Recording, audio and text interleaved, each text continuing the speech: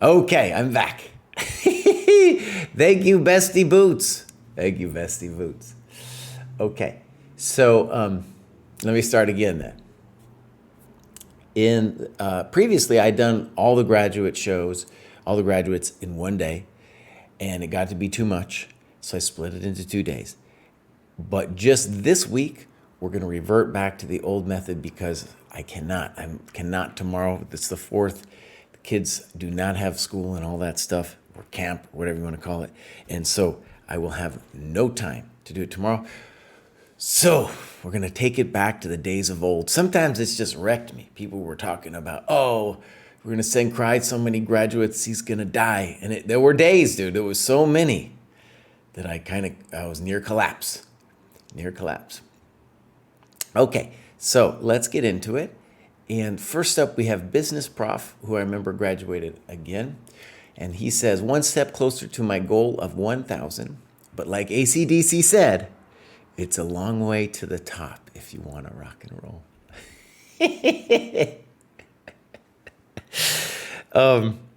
I remember I used to do a lot of long distance biking, and there was this 300K that I was on with a friend, and normally me and him were kind of the same pace, but he was just crushing me that day. I don't know what it was. I was feeling sad about myself anyway. And kind of at the middle of the ride, there was this very long climb, and he was crushing me, and then he was coming down. He was done, and I was coming up, and I remember him shouted at me, dude. He was like, he's going back by me at 1,000,000 miles an hour, and he shouts out, "It's a long way to the top if you want to rock and roll." It happened so fast too, because he was flying by me. It took me a while to understand what he was saying. Okay, so there's Business Prof. Let's get into it. We're going to say open new link. We're going to go pop. And we're going to check out what's going on with Business Prof. First, ratings. I am very thankful that we got this tactics rating thing up. And as you can see, it looks like his Polgar is stronger than the other tactics tests. Something that we're trying to develop here is a way for me to just optically see how many tests a person has done here and over here, the checkmate too. So I think this is just a cool feature anyway, but especially like if you have a goal of 1,000, it is a very reasonable thing to do, to try to make your tactics rating here, to make that thing 1,000, Yeah. Okay, so let's take a look. Clubs, U.S. evening, all right, activity. Now, Business Prof joined fairly recently, and let's just look at that. Look at that. Join the dojo? Exploding, dude. Absolutely exploding. Really nice. 239 points a game. And you can see here doing a lot of work for this one. Yeah, well, that's good and solid work right there. And he is doing a lot of tactics. I'm assuming it's a he. I don't know. Could be wrong. So there you go. Games. And let's look. This was published recently. Played a couple days ago. And now, Kraai, you have to remember. If I forget, you have to remind me. We're going to break it up like this so we can see everything more cleanly. They're going to give me a template soon. DM Hokie was supposed to be on it. He didn't do it for me, though. Look at this beautiful layout, my friends. It is amazing. We got the times here. You can put any of your comments here. Krai's going to mark it as reviewed before he forgets. And then with this beautiful time graph. Now, first thing we're going to say, Business Prof is using his time and his opponent is not. This is very common, especially when we're playing online. I say this every time. The graph, though, should help you visualize how important it is. This person he's playing against is basically playing a blitz game, right? Basically playing a blitz game. Okay, so here we go. Fine.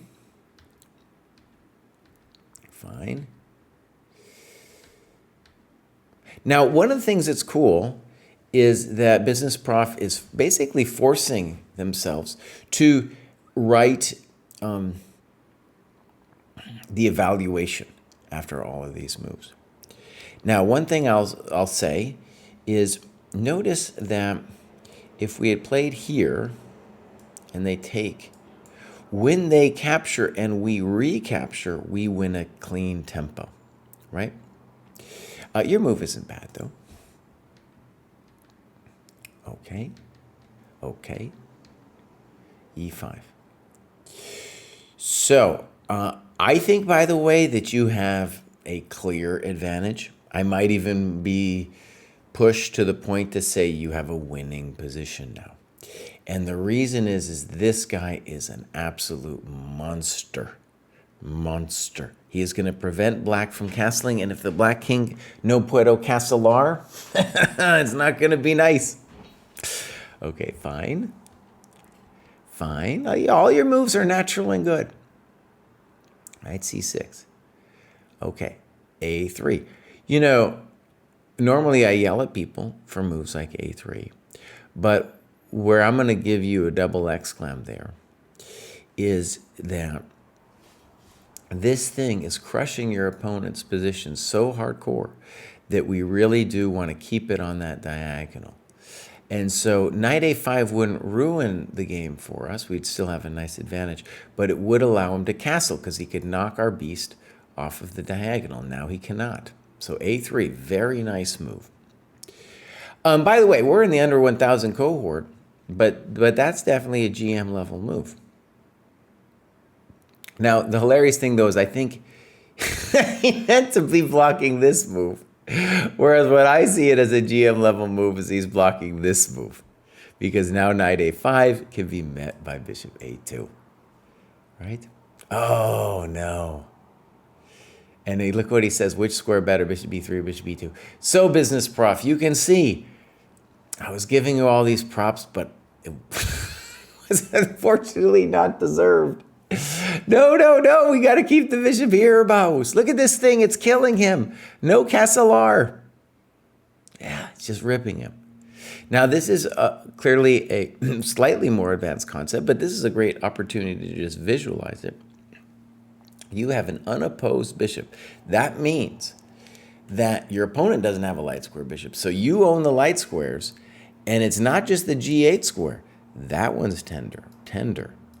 And this one's important too. It's cutting the knight from coming in. So all of those nice green circles are useful. So Raj asks, can I challenge him? No, I'm doing the Dojo training program right now. So here we go. Bishop d3. Now he gets to castle. A little weird, right? Knight takes, pawn takes, knight back. You're still doing fine. c3, a little weird. There was a better move here. What was it? I think you want to put a battery onto this pawn to at least ask him a question. And the simple way to do it would be to play c4, queen c2 next. a5, weird. Why? Because he's not developing his piece. What should he be doing? Knight d7. Very nice move, winning a tempo. Oh, g6. Bishop h6. Now, here's the thing. Actually, I'm just going to say that's a fine move. He needs to play rook f7. And you're still winning with bishop g6. And then you're absolutely right. Great analysis. Look what he's saying. He's saying, so he knocks. Okay, so rook e8's going to be played because the guy's not thinking. Not even imagining that white has a threat. And then in this analysis, this is really good. He knocks out rook f7 because of this. Correctamundo, ending the game. And then rook f6 is then, therefore, the only move left.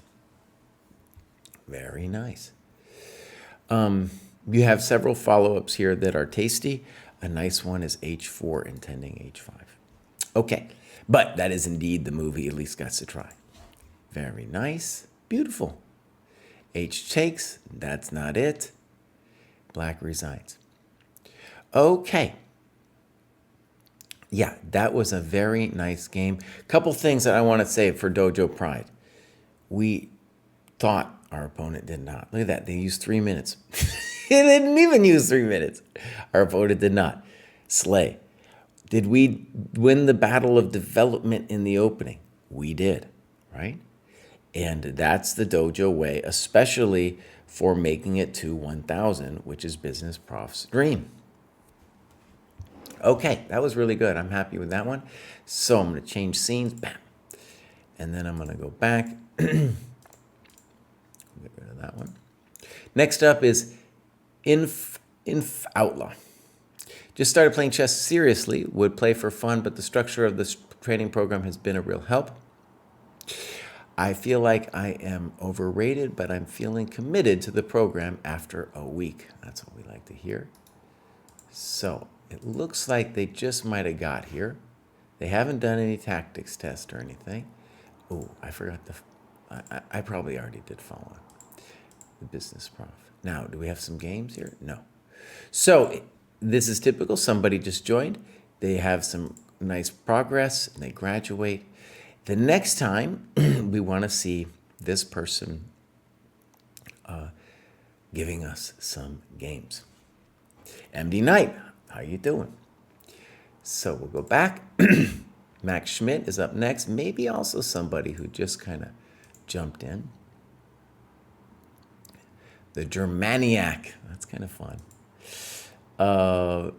Let's see here. Maybe also, like I said, maybe just started. But we do have a game, and they are doing some work. Okay. Lots of tactics. All right. So they started in May. So they've been here for a little bit. And they've done a bit of work. So this is looking good. Look at games. Okay. I always forget this. So we're going to do that. And then I always forget that we got to change scenes. So we're going to do that. There's a lot of work behind the scenes. I'm like the Wizard of Oz over here or something. Okay. So, Max Schmidt, we can say something obvious. If you manage to use more time, then things are going to work out. Now, dude puts it in German. This is like my one opportunity to help you guys. Maybe Spanish. I could kind of work my way through if someone did it, you know. French, I could guess at some words. Okay. So, let's get into it. Again, Max, we want you to move slower. Oftentimes, you know, let's just say this every time, but it's really important. When people are playing online games, they're distracted and it's hard for them to do the deep thinking that's necessary. This deep thinking will help you not only to play better moves, but will really deepen your chess awareness and understanding. That's why we say in the program that you should play long games. Now, we haven't been too much jerks about it, but really, the rule is you can't count this towards the dojo points unless you use half your time. Okay, so we see in this game that technically you did not use half the time. Why are we jerks about it? Because we're trying to say, we're really like, we know that to make 1,000 and beyond, you need to use your time. Okay, so right there, we're not using our time. We blunder a pawn. Bishop F4. Now you're saying you're losing a pawn, but you already did lose a pawn. So I don't think that's a problem. This one, superficial move. Does it develop anything? No. Does it block the e-pawn? Yes. So good move. Superficial. And now you castled, and I want you to see that you played it very quickly. Here you have a winning move. You play knight h4. The queen goes somewhere. You take this thing. The queen goes back. Then we play the hammer blow. That's called the hammer blow. So knight h4, I don't know where the queen's going to go. Knight f5. Bam, baby, it's over. These are the joys that you will discover once you start moving a little bit slower, Max. A little bit slower. Now, you could say to yourself, oh, Kraai, that's way too advanced. However, just thinking for a moment, we should at least consider this move. It's forking, right? And it's forcing. So you might not see everything as quickly as I did or yada, yada, whatever. but you should at least consider it. And, when you're playing so fast, you're just not going to see it. By the way, Kraai's making it harder than it needs to be. Bam, baby, take that.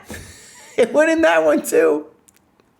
Then Abdul, right after I did it, Abdul said it, or I just noticed it. Anyways, it's all over the place here. Slower, and you will find it. Okay, so bishop h3, superficial. Now, you still have knight d6. Now, here's an important thing. Now, I made this video, by the way, came out last week, about the 3 things you need to do to make it to the next level, especially to 1,000, which is 1250. 1,000 in our system is 1250 ChessDojo. And the 3 things I said that pertain here, I said you have to get a mental grip of the board, just seeing what's attacking what. Next is you must slow down. You must slow down.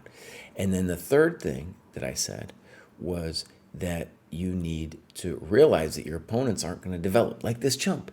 And then when they don't develop, that's when this kind of thing happens. Okay, notice here you're just blitzing it, Max. You're just blitzing it. You found it there, buddy. So good. Oh, it's over. Over Grover. Oh my gosh, it's a yard sale. Well, you're still crushing him here. Are we just checking out your technique now? Beautiful. Beautiful. Oh, very nice, Max. So, the improvement from here, Max, it's clear. It's clear what the next step is. You need to play some of these games and just realize you got plenty of time. If they move quickly, you can't let... A lot of times when people move quickly against you, you're like, oh, it's giving me this rush. I got to move quickly too. They know what they're doing. They don't have any clue what they're doing, man. Obviously. Yeah. Yep. Trying to... That was a great phrase in German for somebody who played like this. Anyways, so I will remember that in a second. So let's go back, switch scenes. And now, good friends, we have Jared, who graduates again. It seems like I'm showing good progress after graduating for a 3rd time since joining the dojo a couple months ago. Even though I'm still very new, it seems like I'm starting to settle into the community. Members of higher cohorts have let me hang around when they're working problems that are over my head. Falk, nice. Similarly, joining the under 1,000 game reviews in Discord are helping me to stay motivated to continue working on my analysis. Talking through our analysis is showing me what concrete calculation is and how to apply it in my games. Also, great appropriate material in the dojo's training program is also helping to decrease the frequency of mistakes and blunders that we can observe in our games. Okay, great, Jared. Let's click. Yeah. So, Northern Colorado, very nice. We got some tactics tests. Maybe only done one and did abysmally on. I don't know. Checkmate tests look good, though. My sense is, yeah, this is where I need to see if he's only taken 1, 2. You know, something happened in the tactics test there that went dramatically against him. But cool to see that he did the mate test well, and those numbers look good, too. So using that, we should expect Jared, you know, once he fixed the tactics test question, to be up to the next level pretty quickly. Look at that rating game, my friend. Look at that thing. That's amazing. Great that you're doing the OTB as well. All right, clubs. Oh, look at all these clubs. The Denver Dojo, I'm in that one. So, all right, activity. Lots of things going on here. Let's back it up one. Looking good, mostly games.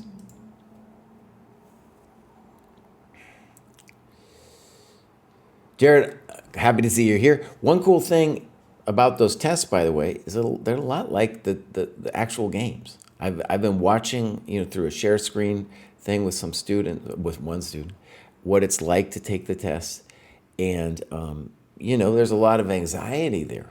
You get anxiety in the game too. So I didn't appreciate that when we created the tests, but like it pushed you to the full limit, and that's what it's going to be like in a game too. All right, here we go. So let's take a look at this. By the way, if you have a game you want me to look at, Jared, I can look at that one instead. But this looks well annotated. I'm going to switch scenes. All right. So we'll mark this baby as reviewed.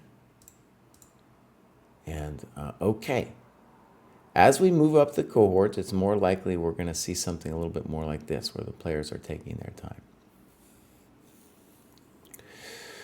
All right, so in my analysis, I want to find tactical errors where I lost material, then find places where I lost time. Great. All right, I like it. So far, so good. Fine. Fine, you're doing fine. Fine. Fine. Fine. A little weird. Now, you notice what he did. So now black did not solve. They've got a problem piece now. Made worse by that knight on d7. Okay, controversial for sure. You played here. I kind of like it. E4 is now our intention, especially after c4. Notice c4 did not help develop any of their pieces. And you played h3. I think knight e5 is interesting. And then the other big question is, could you have played e4 now? My sense is yes, you could have done it. All right, knight e4, knight takes, pawn takes, knight d2. We're hitting both those bad boys. And then if de, knight g5, we're also going to win our business back. I think we are. There's some questions that Jesse's not addressing there, but I think so. Okay, so let's go back. H3 is not a terrible move. B5, good. Knight e5.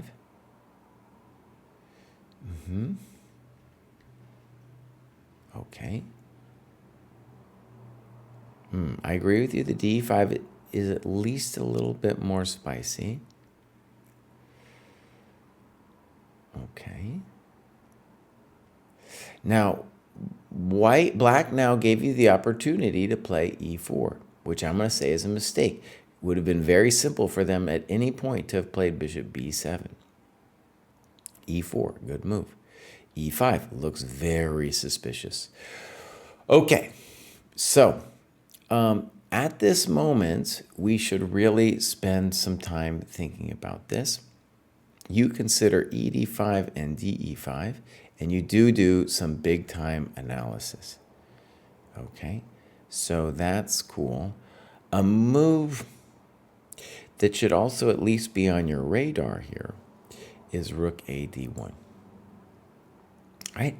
And one of the things that this move expresses is that this person is not ready to open the game like they're doing with e5. There is, oh buddy, everything is loose for black, right? Okay, so you did e d5. Okay, that doesn't look right. And why aren't we taking with a knight now, though? Hold on, let's take with a knight. Now there's no recapture. We're threatening this. We're threatening this. We're threatening this. It's a yard sale.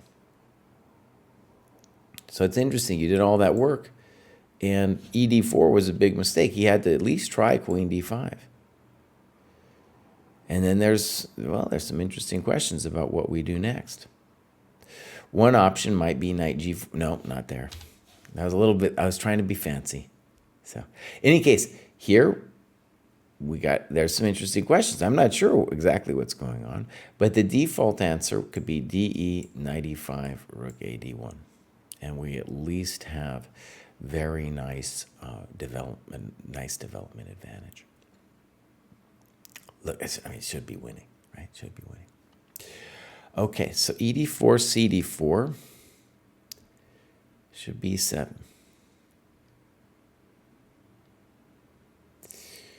So, boom. B3. Okay. Pop, pop. Now black is fine. Maybe black's even a little bit better. Queen B2. Okay. B4. Reasonable move. Reasonable move. Okay. So, let's just say that it got away from you in this position where you had to play knight D4, right? Think about it too from just before you even think about tactics or anything weird. Just think about the plight of this knight. At the moment, he's all blocked up with these squares. When you take with the pawn, that's another square the knight no puedo go to. But look at it now. Look at that, man. I'll add that square. Just intuitively, you'll be like, oh my God, look at that guy. So now black fixes his business. This doesn't actually help because he's just gaining time. B4, nice move. Rook D1. Now, to be fair, it's a little bit difficult for you now. I do like A5 though. At least it keeps black on his toes about worrying about this kind of thing. You are much worse though, still, in that position. Okay. Knight D2. Knight B3. Probably inaccurate. Rook AC8 was probably inaccurate. I'm just thinking of fancy stuff he might do to you.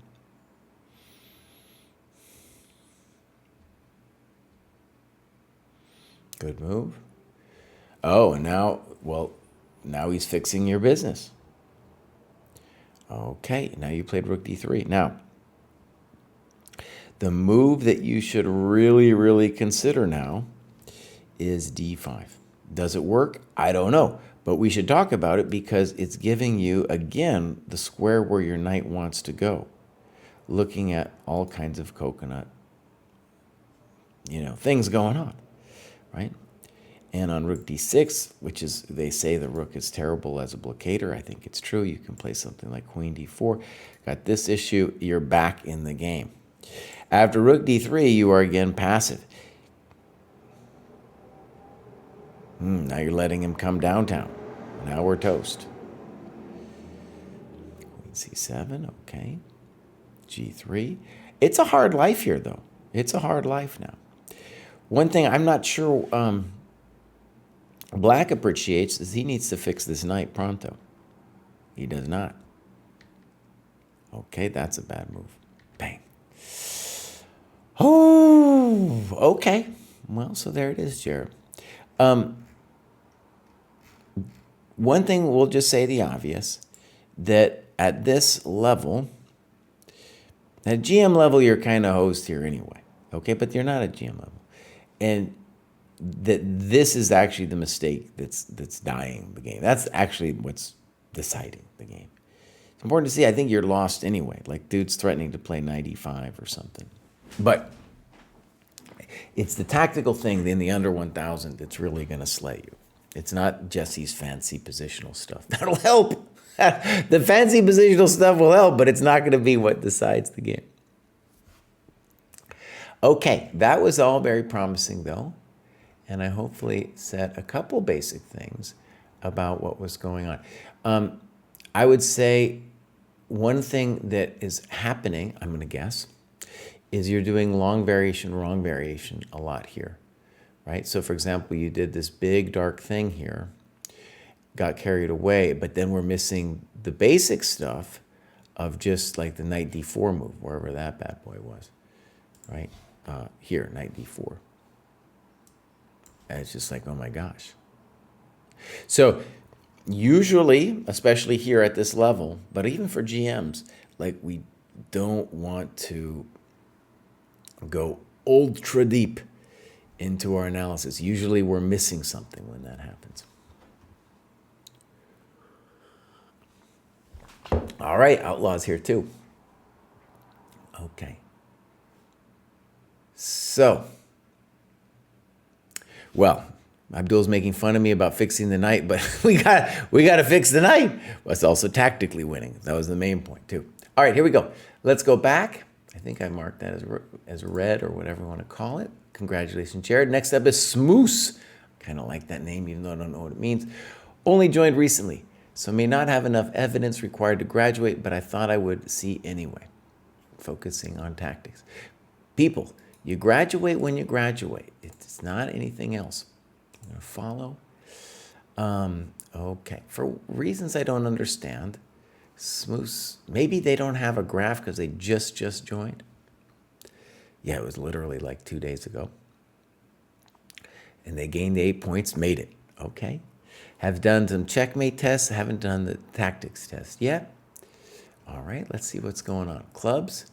Okay. Activity. Right.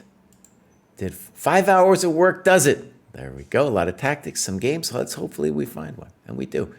D sharples. All right. So we'll mark it. Then we got this. Oh, D sharples. Well, you guys know my rant, right? You've heard my rant before. People moving too fast. People moving too fast. Uh-oh. Did I blow it?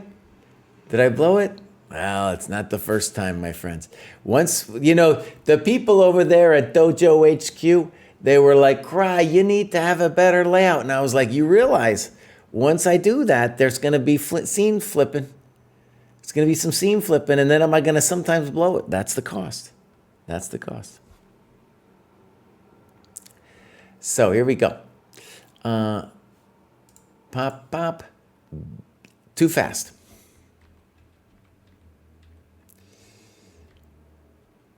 Knight C3 is a little weird, but we're not going to say anything about it. You're bringing your pieces out. You bring your pieces out. Looks like this person's dropping a pawn. All right.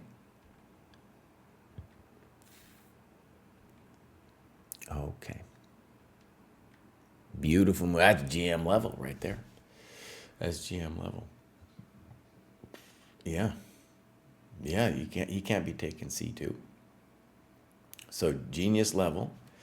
They've gifted you a pawn and essentially gifted you more time. What are they doing? They're developing without, they're moving their stuff around without developing their pieces. Thank you very much. We're going to say also thank you. This move is very helpful for us. Gives us a little luft. Maybe later we'll play E4 to knock this knight out. We're doing great. Oh, thank you. He gives it all to us. Bishop D7, free bishop. Ah, this is the Dojo way. This is the Dojo way. Oh, this guy's hosed. Oh, yeah, just let me take it with check. Boom. Polgar made in one tactics I've been doing, as well as the puzzle rush, made me think go the shape felt like there wasn't a way to... I think he's trying to say he's going to mate him. I think that's what he's saying. I kind of believe it too, by the way. I think there might be a mate here. Very nice. Very nice. Bam! Oh, this is pure Dojo. This is pure Dojo. Mm-hmm. Oh, D sharples. That's really nice, dude. Yeah. Polgar mate to finish it off, dude. Absolutely. There we go. That was a high, so that part of it was high level. By the way, I criticized you for moving quickly, but there's not one move here that you made that I would critique at the under 1800 level. Nothing. Perfect. So maybe your opponent played poorly, but this is a, great game. Nothing wrong. Nothing wrong with this game. So you should be proud of that one, D sharples. Or Smoose, as they are known. All right. So Krai's going to go back. I know. Can I blow it sometimes? I am going to blow it. I'm not going to apologize for it. Maiden35 says, I think my ChessCom rating is probably lagging behind my actual performance due to not playing enough games on it. The things that have been most helpful for me lately are, 1, join a chess club, nice. Playing some German players, nice. Grinding puzzles like mad. Finding tactics in all my games now. 3, studying master games. Good. Experimenting with different openings. Not the time yet to do it. Definitely felt too in my comfort zone, constantly playing the Vienna as white and Carl's black. Rant happens every time. Every graduate show, Kraai goes on the rant. The reason we say that you should not be studying openings until 1200 is that we want you to first gain a sense of what principled opening play looks and feels like. It's a huge advantage to be able to play like that. Plus, your opponents aren't going to be playing book moves anyway. Try to understand that when you do it, it's like a comfort thing. You feel empowered for a couple moves. You're like, I know what's going on. But if you realize it, if you trusted Kraai, you'd be like, oh, if I play the principled moves in the opening, that's even more powerful. That's even more of a sense of power. All right, here we go. This is mate in 35. Rant over. I probably won't actually end there, but you know what I'm saying. So, hoping to join the 1,000+ chess.com crowd, almost to 4 digits. Nice. I think this 4-digit goal is a cool goal a lot of people have here. So we want to see some tactics tests and checkmate tests. Clubs, European, and the Germans. Nice. Here we go. And what's going on here? This person has graduated a couple times already. Let's go here. So there you can see what they did. 31 hours of work. No, that's pretty good. It's pretty good. I have a feeling we're going to see some games. So here we go. Some nice comments here. Oh, very nice comments. People did some real talking. So we're going to mark as reviewed. And perfect. What are we seeing? We're seeing the dojo player taking their time. We're playing some chump online who is not taking their time.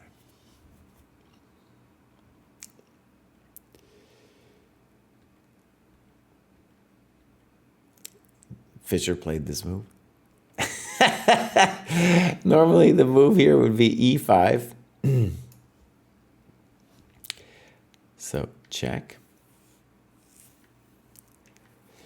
Okay. So let's talk about this for a second. Okay, no, let's just say you're doing fine. Queen b6. Fine. They're losing time. Fine.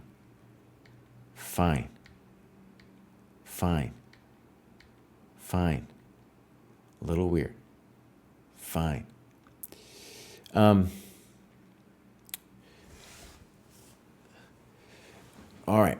Unfortunately, because we didn't play the exchange or the advance, my knight has to go to a more passive square. Okay. Now, this is... let's just say you got all your people out. You're doing great. The knight if you're going to put a pawn on c6, whether it's called the Caro-Kann or not, your knight is maybe going to end up here sometimes. That's just the way the cookie's going to crumble a lot of times for you. Queen d2 looks a little weird. You say thank you very much. Okay. Weird. Okay. a5. I like that move. Weird. Okay, so one of the things about principled play is you want to think about how you can get your people involved. Does b5 help your people get involved? Not really, right? Now, is it immediately obvious, say for me, like, okay, well, how do we play this position? No, not 100%. But one move that I thought a5 may be reasonable is if you pushed it again, you would at least give yourself this option and maybe the option of playing a3. And the only thing we're really looking to do when we do those fancy moves is just to get our rook active, okay? So that's where a5 made sense to me. You could also play a move like this, h6, give yourself a little bit of backwards momentum, but then also maybe a king Luft move for later. All right, b5, snip snap, a4. Maybe a reasonable move. He's trying to get his rook involved. Rook f b8, c4. And you write, didn't see this move coming at all. My pawn on b5 is basically undefendable at this point, so I had two options, trade or push. Okay, here's where I want to talk about opening principles, even though we're not officially in the opening. The idea of the opening principles is to say, bows, we want to get our people involved, right? Our people involved. So when we look at this position, the first thing we're saying is, no, I'm not going to push. No way, Jose. I'm going to take one of these pawns because I want to open up my rook. Look at that juicer. Look at that one. And then I like BC personally best. That way your bishop gets this square and the knight can get this square if they want, or come in that way too, right? You're doing fantastic. And you've got this tasty square, this one, all looking at you. All right, again, when you learn to play principled moves, you're going to be looking later in the game for the same ideas, getting your people into the game. Little funky, giving away this square. Uh-oh, might be funky, but it might also be a good move. Might be funky, but it might have a point that neither player didn't see. All right, so they both missed bishop f4. Yeah, both missed bishop f4. We need a counter for every bows. That's right. Yep. So, people blundering. He didn't even understand the point of his move. b3 makes 0 sense. Rook f8. Wow. And here you moved it with the wrong reason, right? We needed to do that. If we're going to move the rook, it's to avoid bishop f4. Okay. Good move. Okay. Fancy. Continuing with the plan. Okay. So, you know, in this position, there's not much of a plan because dude can play bishop f4, but he completely loses that idea now by putting his knight on d2, f4. I like that move a lot. Notice you're making your opponent's pieces poor, and you're expanding the scope of your rook. All right, rook f6 with a sneaky idea. That is pretty sneaky. Rook e1, rook a f8. And now, unfortunately, we have to take back with the c pawn, which does scare me a little bit. But maybe we have secret ideas. He plays knight e5. I don't think he should play knight e5. Do I know exactly what he should do? I don't. But the knight is a good defender, and this knight is honestly a problem. So basic move for white could be queen c2 here, and then just ask you, how do you feel about that bad boy? You know, how do you feel? All right, so you get to trade off your bad piece. You say, thank you very much. No, it's definitely correct. Take that thing. e5. I didn't plan for rook takes. The problem is if he plays pawn takes, you go, this is an issue, and this is an issue. So if you just play, say, rook f5, I don't see how he defends both coconuts, right?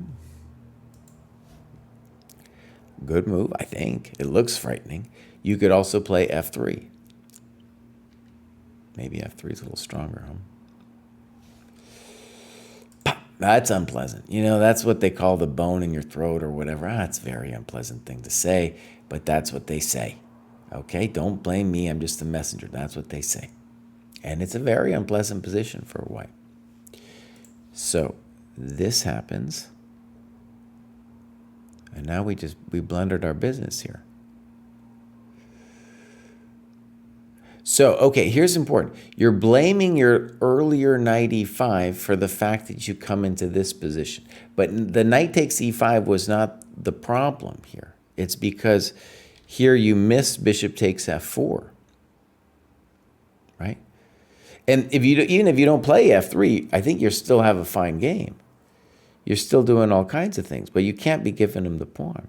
Not only is it a pawn, but it really activates the bishop. Like, look at that thing. He was a chump on d2. And now all of a sudden, he's doing things.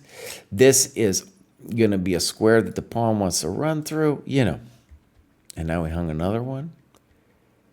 And now it's very, okay. So, rook d6, mistake. Even if he's still alive after this, it's a mistake. Don't allow the lady in. We call that inviting the vampire to the wedding. Don't invite the vampire to the wedding. Just not something you want to do. Oh, and I might have a stunner here for you too, man. Look at this. I think I have a stunner. Bang, bang, bang. Could we have done it? Oh, we can't. Almost. It's so close. I was thinking we could do this. But unfortunately, this rook is still talking to that square, and the queen's talking. So Kraai, just get over it, okay? Still, the guy is allowing way too much here. Bishop g3, queen g4. It doesn't look like queen e3, is it? Why aren't we playing bishop takes d4? I wanted to threaten the d4 pawn, but calculated that after bishop d4, rook g6 would be unpleasant, to say the least.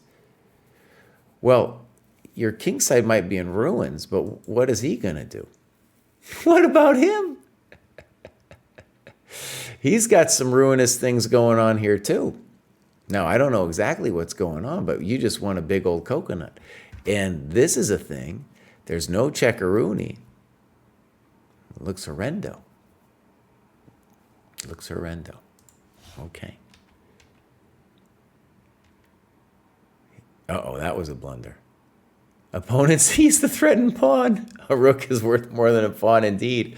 Check to the miserable king. Mate. Nice. Okay. So, good times. Good times. So, good annotations, and I hope my rants were useful. All right, let's go back. Krai's going to remember. He doesn't always remember. Oh. You know what I did? I didn't fix it, and you guys didn't tell me. That's your fault. I have a feeling I didn't fix it, right? I can't even remember where I was. Well, Lolo has something to say. Lolo says, practicing calculations with tactics puzzles was enough to get me here. I'm also noticing that I have given away less of my coconuts.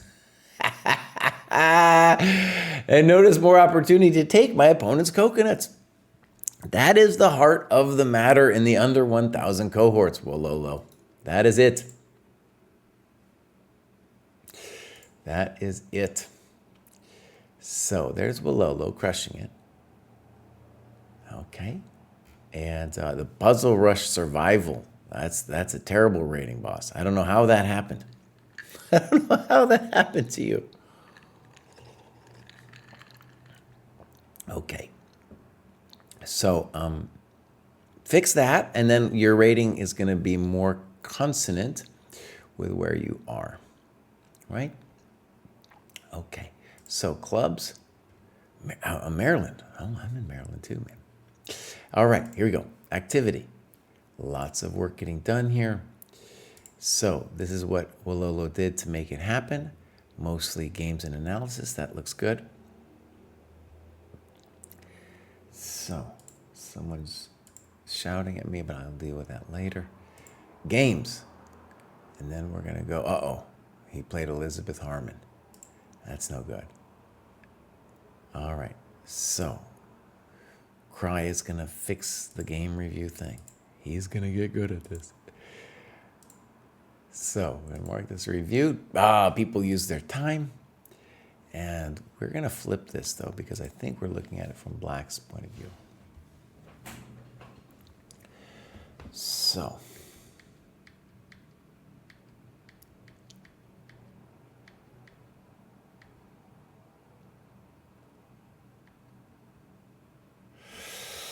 Okay.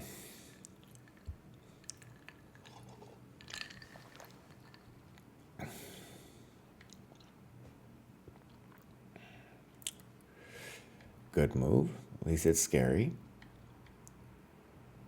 And then this is superficial because you missed c3. If c3 weren't possible, then this would be a great move. Now you got to go, uh-oh, maybe it is possible. I don't know. Queen f3, snip snap. Holy moly. Oh, wait a second.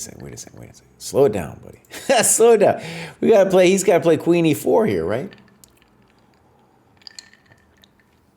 Okay, so this is a blunder. And now you win this. It's a very big pawn. And now the king's all messed up. This poor knight, man. Yeah, it's terrible. So, good. I think that's a good move. Okay, I'm with you. No, that wasn't it. Thank you very much. Thank you very much. Thank you very much. Oh, this is beautiful. Simple victory. Oh, very simple and strong. Check the miserable. Oh, full evil. Okay. Black even won on time. So, it sounds like maybe Danny knows this person. And I think this, where it says Sicilian defense, time and off variation, I think that's just like the computer generating that. I don't know. In any case, bishop f4 is a little weird. And that's, now we have ourselves a very spicy game. A very spicy game. And what happened is white is playing to dominate black's pieces, but tactically problems result. And I thought that was a really interesting combination. I don't think I have huge problems with the way anything that Danny did here.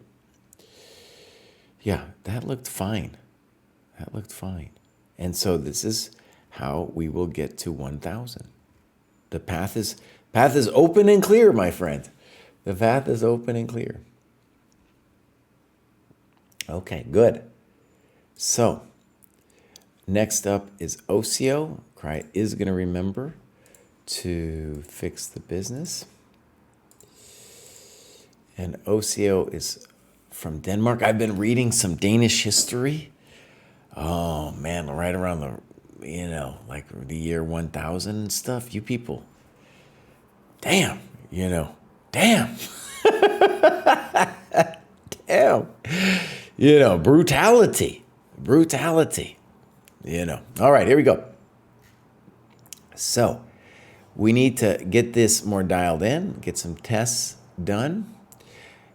This is, though, beautiful progress, obviously. And now we go clubs, Danish Dojo, then activity, and it's this one. 10 hours of work resulting in the gain. That's great. Games. All right, we're going to look at this one. A dude named Fire. Mark this reviewed. Uh-oh. You guys know my rant already. However, I think it's Osio's our guy, though, right? It's Osio's our guy. So, first, I don't know why it's flipped. In any case, Osio, you got to move a little slower. We know this already.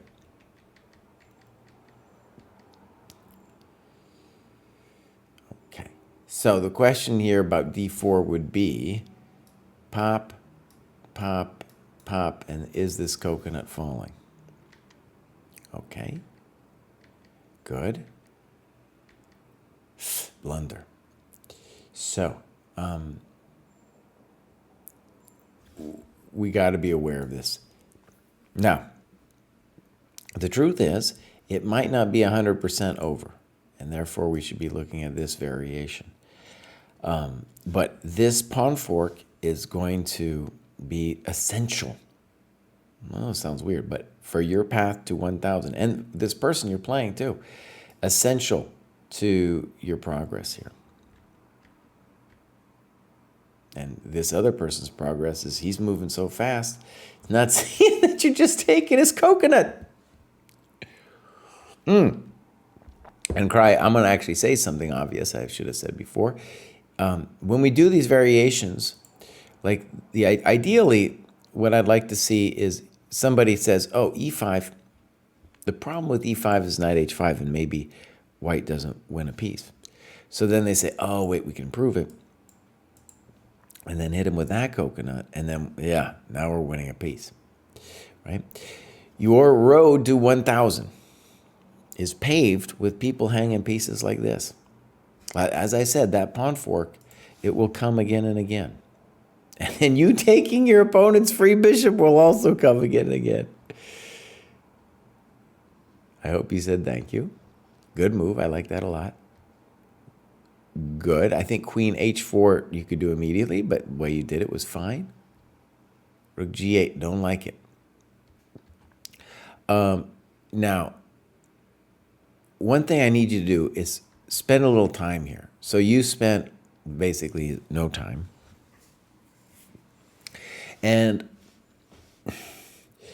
let's talk about it. This move, first of all, like, it's probably a blunder for them to play bishop h7, but we don't, at this point when we're up a pawn and up a piece, we don't want to make life hard for ourselves. We're winning this thing, right? So some basic moves here. Castles, queen h6, g6, all of these things are simple and strong. That's making me a little nervous, but okay. Good.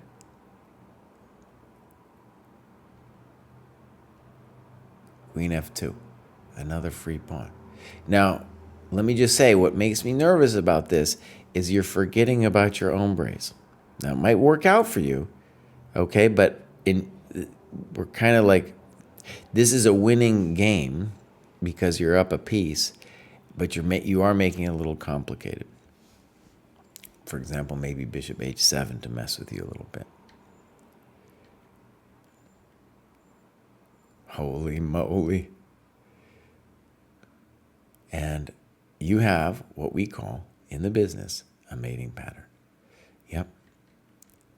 Bam! And it's not easy. So you did it without your pieces. You did it without your pieces. Okay. Your nose is also chastising you. That's right. But, let's say objectively or whatever you want to say, I think it was still okay. And main thing is we can't be hanging pieces with bishop d6. That is what will prevent you from going to the next level. And for your opponent, bam, take the free coconuts. I'll just say it again. If you moved a little slower, as well as your opponent, right, you would have a better chance at not missing the stuff. And Kraai didn't change the scenery here again. It kind of still looks okay. Still looks okay. All right, let's keep it moving. This is NKM. Was just on the edge of rating caps, so instantly graduated after winning a few games. Have only been using ChessDojo for a day, but seems like a great resource. Tactics training was fun and love the advice so far. Beautiful. So, new to chess? Well, if you're new to chess and you're this high, the future is bright. 941, almost out of the dungeon. Hasn't done the tests yet. Clubs, down under, way down under. All right, activity, just started. Games, no games. Typical, you just joined, you don't have a game yet. That's fine. Hopefully next time we'll have a game from you. No Aji says, just upgrading my progress from free subscription. Okay, so wait a second. Let's see here. All right, no Aji, $9.99. Look at that, $9.99. Let's get some tests done. I almost said it somehow with a Texas accent or a Southern accent. I don't know why. Noses are down there in Texas. I wonder if he's talking funny. I was going to say, hasn't got any of them tests done. Here we go. Clubs, European. Okay. So, we're going to go. Well, that's just where we are here, 900 to 1,000. Looks like there's no games. So, and this person, fairly new to the dojo, almost a month, no games. Okay, well, same thing as I said last time. That's what we want to see is some games coming up.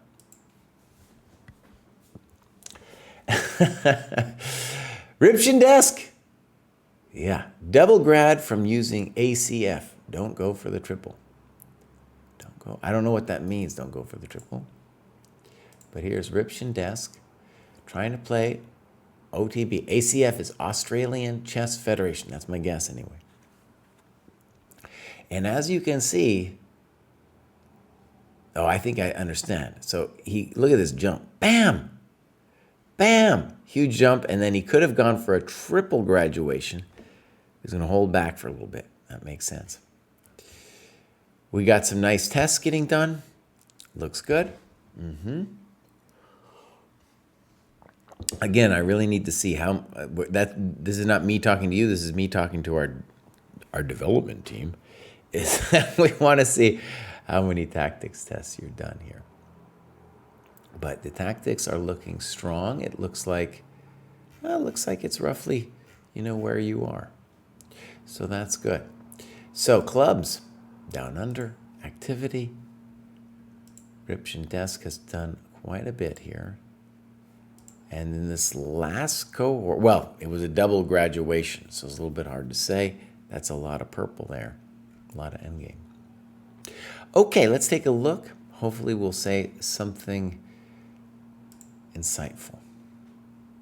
By the way, if I am going over this and there's like a particular game you want me to look at, you're a graduate and you're in the stream, just let me know and I will do it. I'll do the one you want to do.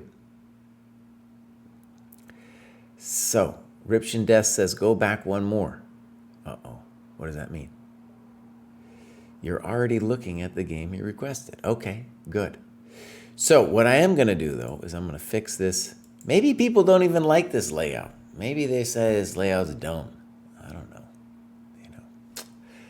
I was trying to, they're supposed to give, Dojo HQ is supposed to give me like a little thing to make it framed or something, Looks kind of a little random as it is.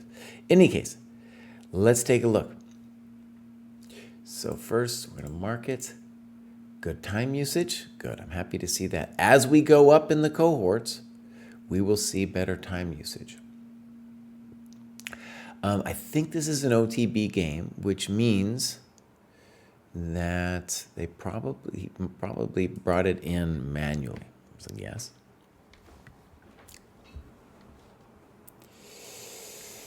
So, if they don't make me a template, I don't got no logo. I haven't had the logo for a while. So bishop c4 is a fine move. Bishop b5 puts a lot of unpleasant pressure on black too. Good. Okay, good. Castles f5. Oh my gosh. This is pretty intense, man. This is pretty intense. So this is straight out of the Dojo aggressive repertoire. And we have what I think could be called, it might be a little premature to call it this, but it looks like a winning position to me. Again, maybe a little hot to say it, but it is going to be very difficult for black. And that ain't it. Maybe knight a5, something like that. But black has to realize the severity of the drama that they're facing. Now, you thought for a couple minutes, which is good, and I think what you did is you defaulted towards development, which is also good. I love the fact that you looked at g4. That's definitely a move we want to look at. And let's do this. I think if I go here, you can see all the moves he looked at. g4, bishop b3, a4, h3. Yeah. Oh, look at that. Do we have a beautiful sight here? Look at this thing. g4, let's see what it says. b5, maybe. Knight a5, g5. So I think, to me, the only real question let me tell you how I would do it. I would say to myself, if I achieve g5, I am winning.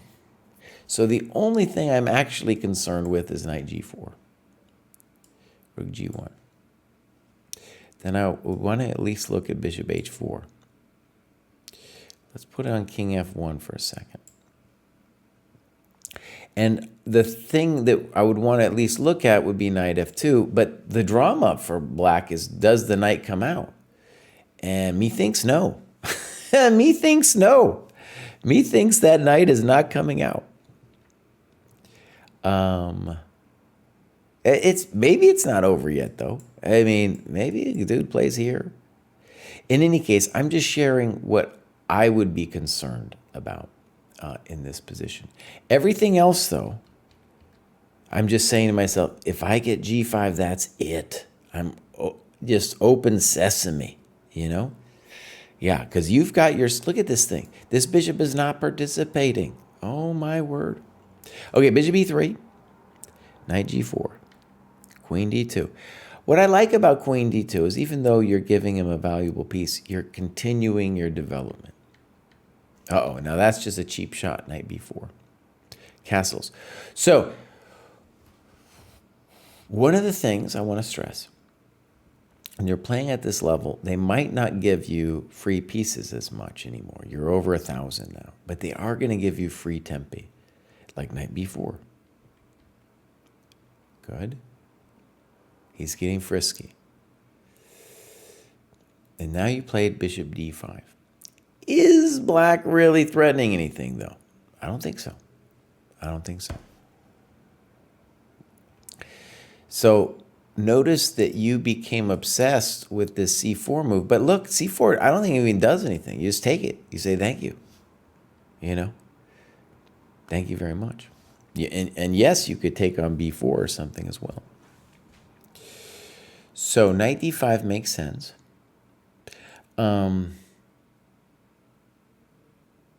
Yeah, knight d5 is fine. Knight d5 is fine. You could also play a3 followed by knight d5. That allows him to trade. And now, right, things are getting a little loose for us. He can trade off his bad bishop. And then you hit him with this, which is at least interesting. Ooh. f6 is definitely more reasonable. I like that analysis. f6, bishop h4, a5, h3, you know. Just with the thought that if we get that g4 rolling, we're good. Now you played h3. Maybe slow. Not maybe. That's definitely slow. Let's read what you write here. Probably playable. I failed to actually use the pin, and I think it cost me an attack. Okay, good. Now, let's say something. Whenever you have attacks on opposite wings, the value of the initiative is going to skyrocket. The initiative is always, this is the rant I always give. The initiative is always important, but it will be especially important when we have attack on both wings. Further, the attack, the initiative will be important when we have bishops of opposite color. And the reason for that is that we can attack on the dark squares and they cannot. Now, that said, I think it's still a very hot game after g4. I assume d5 would happen. And there's at least questions to be answered here. You know, it's still a little hot. So, yeah, these are good, Ription Desk. Good annotations.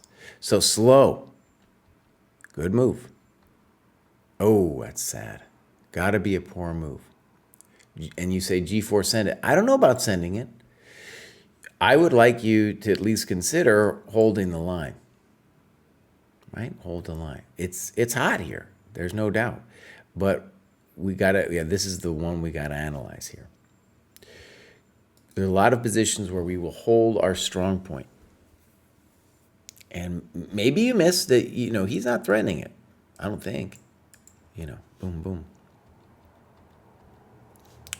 All right, it's still hot though. Maybe, you know, there's a lot of questions here going on. All right. So, bishop f6, queen f6, rook e1, snip, snap, queen c3, okay. Check, I don't know, c4, knight e5. Very sharp from here. I think we both played this pretty well. I managed to tactically defend my e4 pawn and navigate any back rank issues. Right.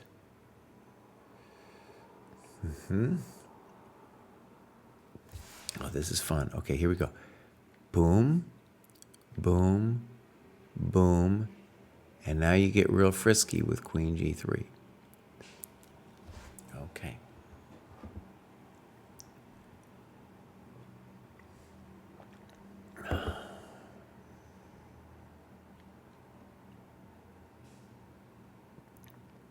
Some amazing analysis is going on here. Let's look. Bishop e4, knight f6, king h8.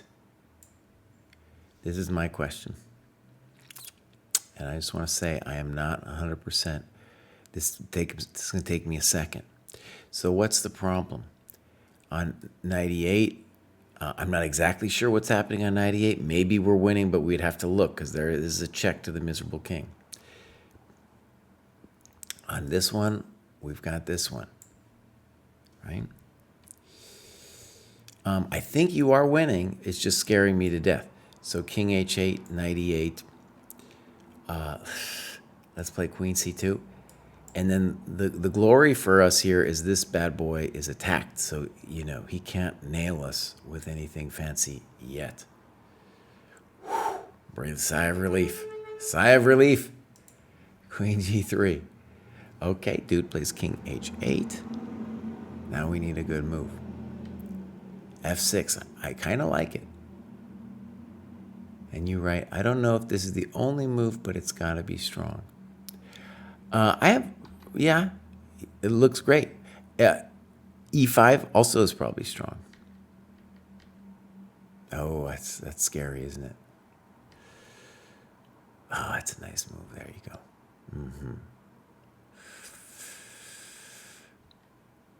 Look at you bouncing around. And he's got to go that way, otherwise your queen comes in. Dang, look at that. That's a nice move, friends. Look what he's saying. He's saying, Pop, Pop, gotcha, son. Got him. Got him.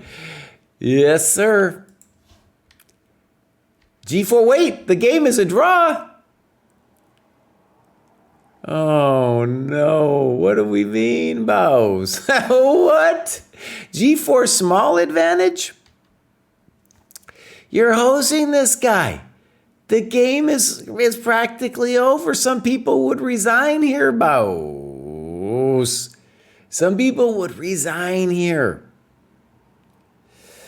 And then Rook D1, suggested by Colin at the club. Looks great to me. But before we look at variations, you got to just, this is an important thing, because I get it. Maybe you had like 8. Let's look. You had 9 minutes left.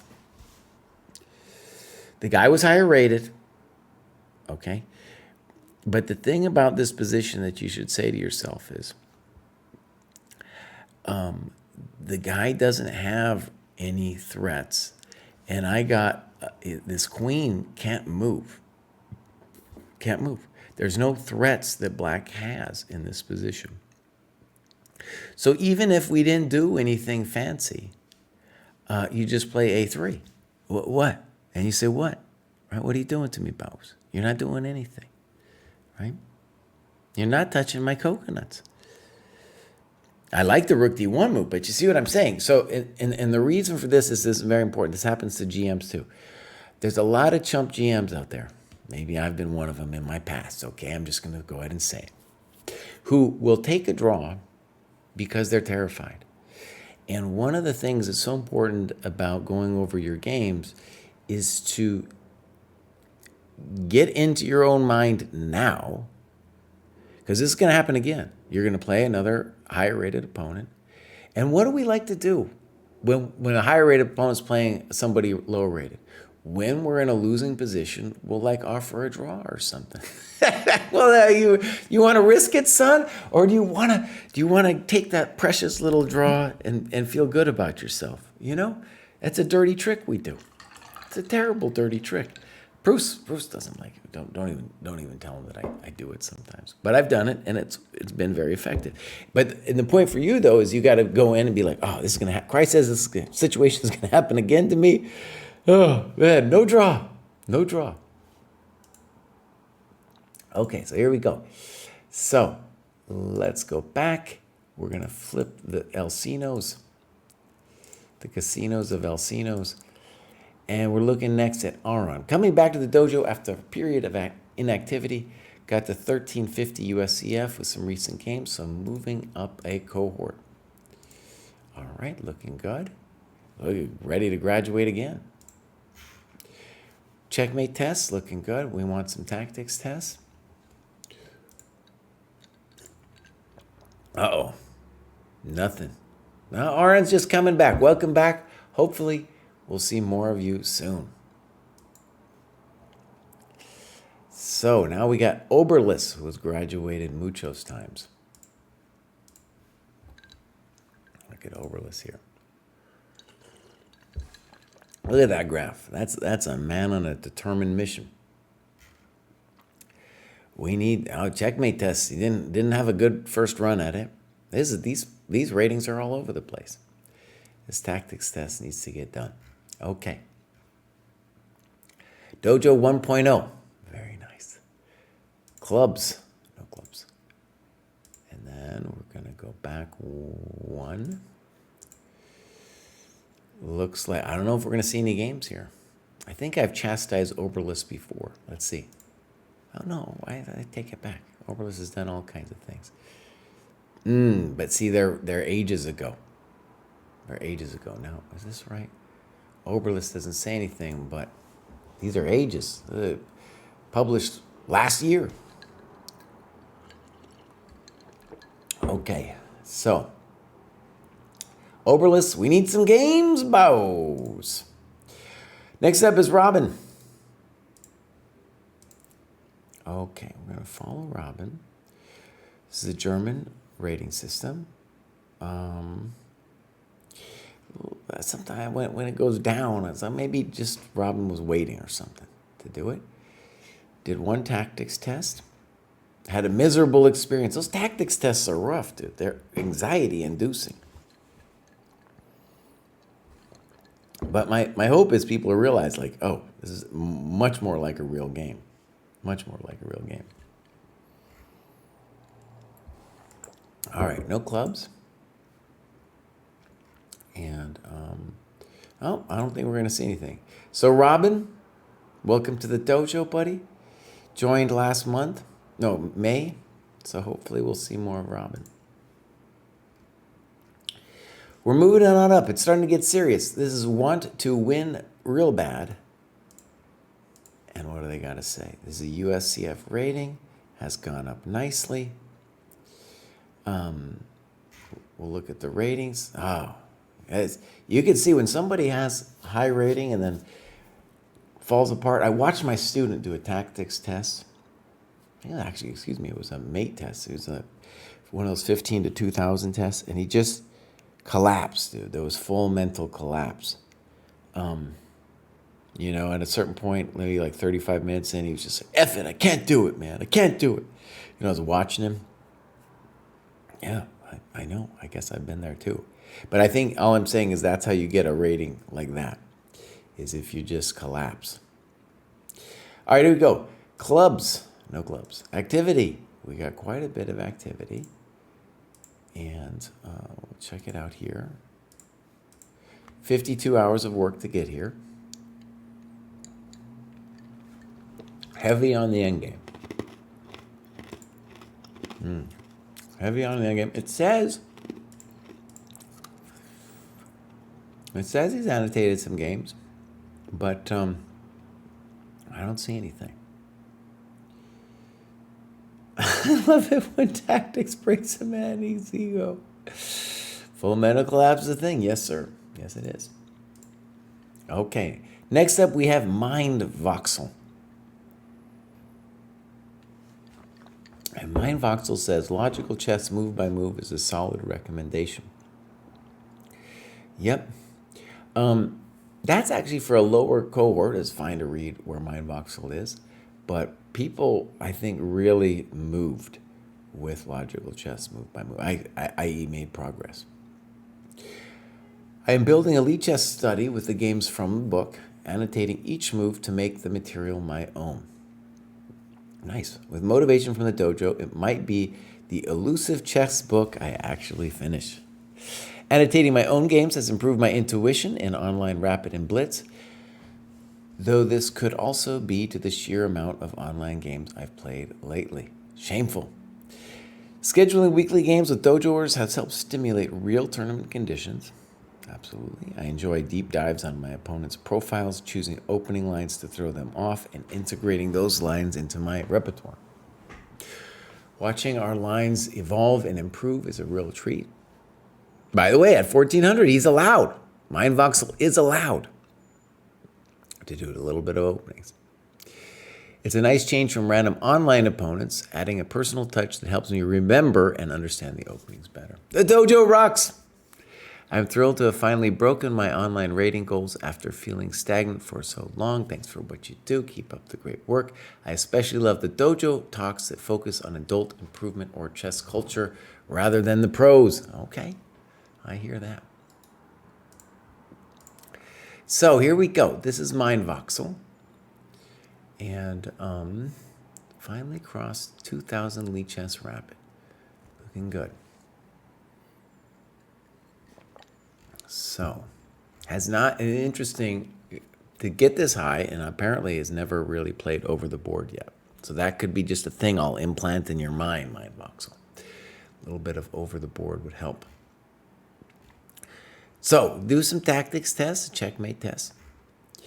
Now we got some clubs. Maryland, here we go. Say hi when we're at some tournament. So, Mindvoxel has graduated before. And did, it looks like 103 hours of work, mostly non-dojo. Can we click on this? Rapid, playing a lot of rapid. Okay. And that was the shame that Mindvoxel was talking about. All right, we do have 1 or 2 games here. Let's just call them 2. Mindset by Dave. Great comments here going on. I'll mark this. Take a look at the time. Let's think about this. I think Dave is black. Let's read what you write. I think I played well positionally due to a nice bit of opening prep. Okay. I prepped by looking at Dave's profile on ChessDojo. Oh, I get it. You are white. Now notice, we're talking all this stuff about the opening, but Dave ain't thinking. Dave ain't thinking at all, man. Oh, okay, here we go. Okay.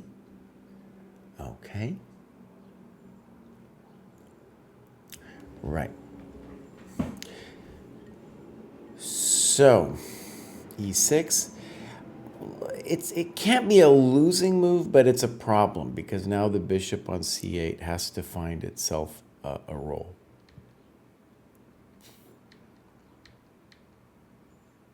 Good moves. B6. Here it's yeah. So let's just say that this is now that the bishop isn't out, we have a real interesting problem from the black perspective. And maybe, I think Mindset by Dave is in the dojo. And here, Mindset, we got to say, this is the moment when you have to start thinking of something active, because there is some real fear that you should feel in this position, because not only do you have a bad bishop, but white, even though it might not look at it, white is going to generate an attack using this E5 pivot square. Personally, I like either rook b8 or a6 with the intention of trying to get counterplay on the queen side. I'm sure you have other moves too. But that isn't it, because notice, you put the bishop on b7, it's not doing anything. Probably reasonable. Okay, I appreciate what you're doing at least. Knight e5. So, bishop v7. That's fun. Knight d2, simple and strong. Very good. Bishop e7. Okay. Pat. Okay, now Black has an option for survival here that he misses. He plays knight d7. So remember, from Black's point of view, let's flip it. The most important thing is to get this bishop doing something. And right away, the thoughts of knight e4 should be there. I think you can play knight e4 directly. That's a little fancy. But if you don't want to be fancy, you can just take, and then however I recapture, I'm still playing knight e4. Right? If you take my knight, my bishop will be doing things. Right? And I feel like Black is fully alive. Fully alive. So, that was a big miss for Black, because that's like the one problem.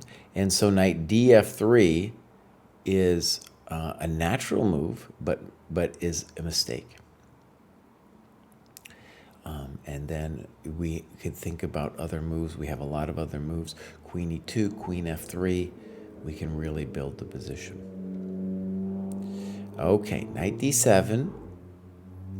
And now let's see what you do. You take and you go here. Now, I would really be interested in bishop g3. And this is what you write. Bishop g3, pop, pop, pop, pop. Here I would favor the knight over the bishop. Okay, that's interesting.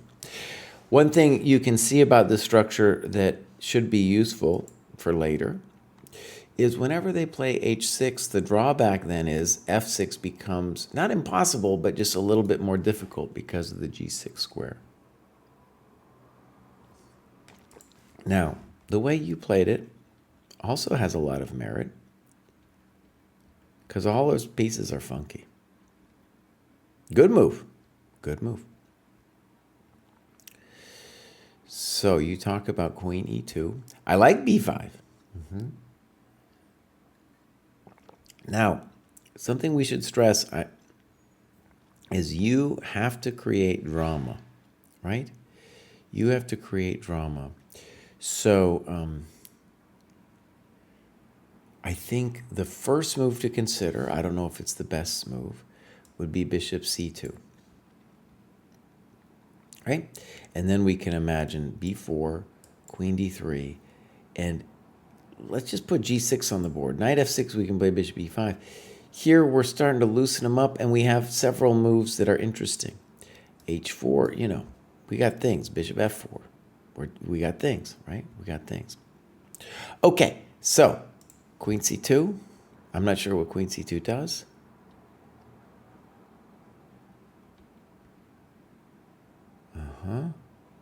Knight h5, mistake, right? So definitely b4 should be the first thing that they are talking about. Do I understand knight f7? No, I don't understand knight f7. Okay. Okay. Ooh, that's a bad move. He's got to play knight f6, dude. Got to play knight f6. Thank you very much. Bishop e8. But that's just a blunder. Okay. Well, chess is an easy game. Right now we're just winning. Now, you got to give yourself a question mark, man. You got to give yourself a question mark. You're winning the piece. The game's over. Okay, they still don't get it. They got to play FE here. And now you're really up a piece. It really is kind of time to resign. Good move. Good move. Chess is an easy game. Very nice. That's not going to be pleasant for a peasant, huh? Oh, very sweet. Check the miserable king. Oh, man. Take it easy, Bose. Okay. Good game. Yeah. So, let's just say the obvious. I do think this is an example of an opening that you just understood better than your opponent. Notice that it wasn't about memorizing moves. Notice, too, that you kind of understood the problem that Black was faced with. Black didn't. And then, hopefully, I said some interesting things helpful, like not allowing knight e4. Yeah. Good. That was really well done. And again, I blew it with the layout. It's not that bad, though, if I blow it with the layout, right? So, Sam is up next. And Sam doesn't tell us anything. Doesn't tell us anything. But he's from England. Hasn't done any tactics tests. Clubs. Activity. What's going on here? Yeah. I guess just went up a touch. I don't know. Activity. Has done a lot. Has done quite a bit.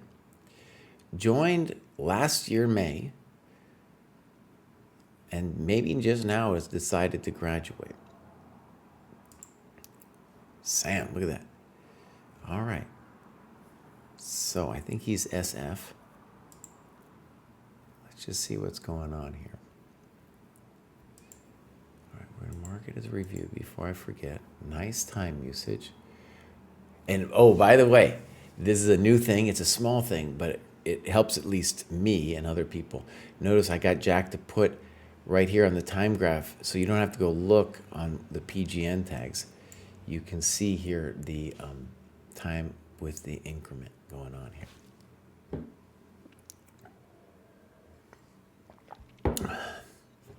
Well, knows, I know. That's why I normally split it up into 2 days, boss. But tomorrow I am unavailable. So we're doing it all pronto today. Okay, now let me just ask you guys, does it help if I switch this thing and do it like this? Is it cool? I don't know. And this isn't even quite correct, the mundo. Like, we're not seeing all the, there we go. Let's shadoops it. You know, like this could be a little bigger and stuff. I have a feeling too, if you're not, unless you're looking at a big screen, you won't actually be able to see those annotations, right? And that's the main reason I have them there. I want people to see the annotation. Yeah, here I am working away. Kostya's in the Bahamas. He's not in the Bahamas, he's in like Corsica, but yes, it's true, it's like the Bahamas. And he's hanging out with all these ladies. What the hell am I doing here, man? All right, here we go. Stuck with you. So, first time, Yubava, London. Fine. You're doing fine.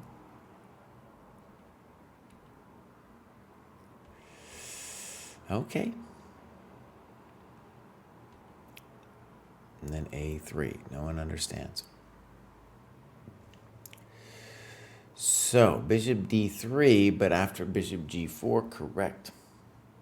Yeah. Now you're crushing him. So, yeah, Yubava, London, Schmunden, you're just playing good moves, and then the guy collapses with, you know, even if A3 it wasn't hanging a pawn, it'd be like, well, what are you doing, buddy? What are you doing? So you missed it, and now you can do it again. I hope you said thank you. I would have preferred bishop D6, but that's fine what you did. That's a poor move. B6. Now, why don't we play bishop D6? But, by the way, you are crushing the fool now. If you're going to move him back, then move him all the way back so that we can't get harassed with knight A4. I would say you're winning here now. Queen D3. I don't know if I understand that. Rook C8, good move. I don't know if I get that. Holy moly. Dang! Dang, boss. Nice move. Look at that, you guys. That's a hell of a move. Boom! That's what we like to see. Look at this. Bam! Oh, take that, son! Oh, that's a true hammer blow.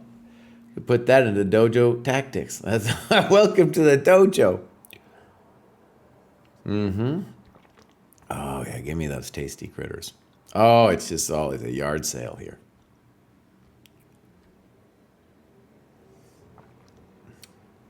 Everybody's working. Oh, everybody's coming to the show. Everybody's coming to the show. Minus points for not playing the night, mate. Oh, that's what we like to see, though. That's really well done. I can't even yell at you too much for not using enough time because you're in your 20s. It was already game over by move 19, and you'd used a little bit of time till then. So I'm not going to yell at the time. Then that was a great shot, found because you thought. Very nice shot.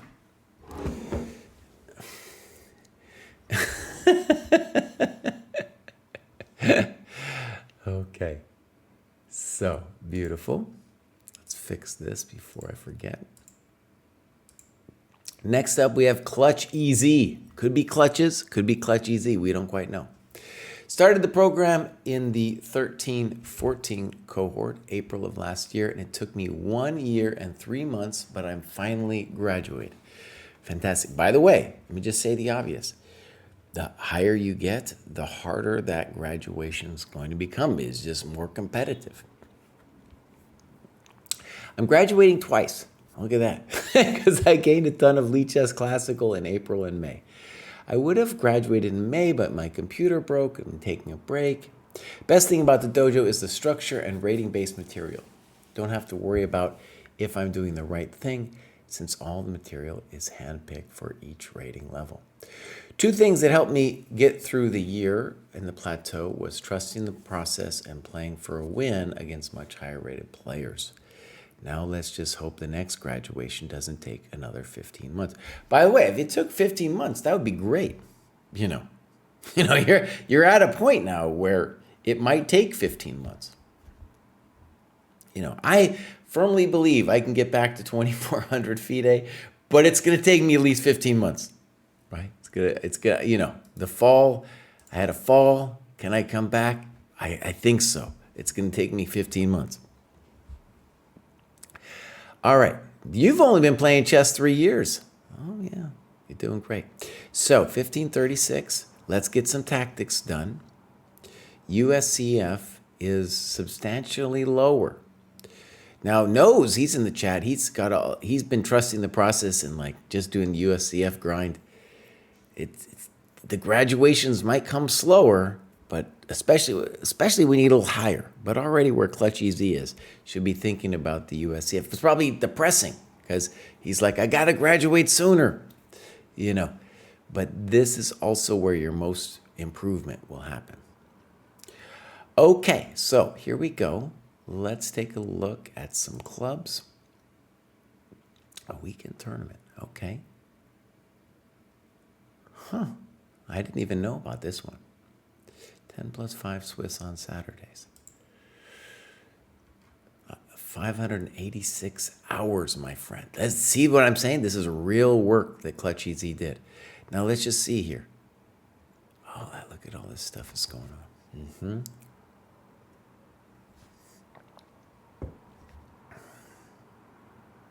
Oh, this is great. So my friends, look, this is real work. This is like when you get to a plateau, this is what it will take. Tactics. Good.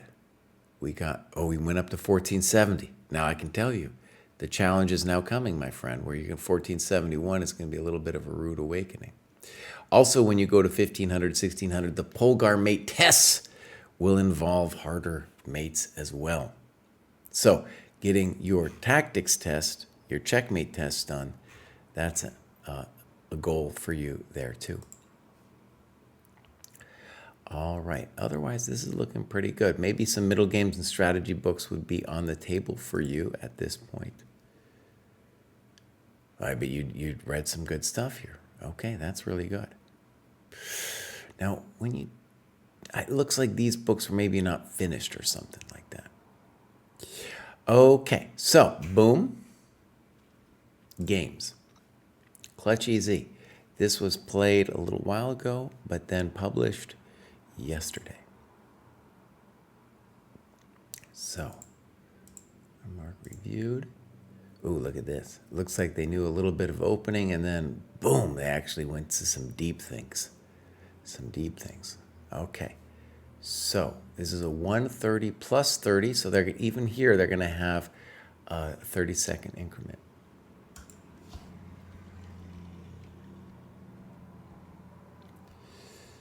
Okay. Good. Good. This is all known movements.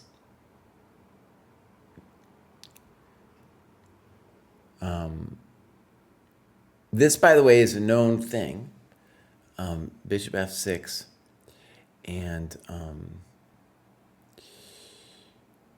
strong players like Fabi have said bishop f6, queen f6 leads to an easy draw for black. I definitely don't think he said it. This is a famous endgame where the computer thinks white is clearly better. I personally think it's a joy to play for white as well. And there's a lot of different moves that white can play. But this is theory and pre-computer theory too, where back in the day, it's an interesting argument. You're just saying, well, with the two bishops, the pawn damage maybe is not such a big deal. Okay, this though is horrendous. Why? Because now the queens are still on the board, and where is black's king going to run?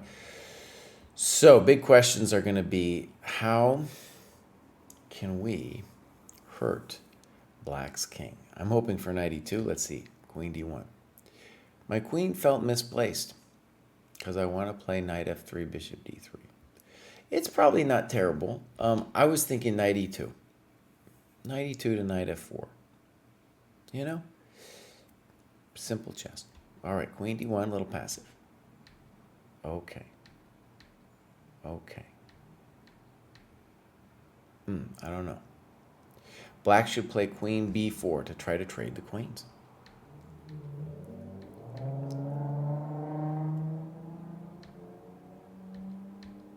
King f8, a little weird. King f8 really shocked me. I expected castles long.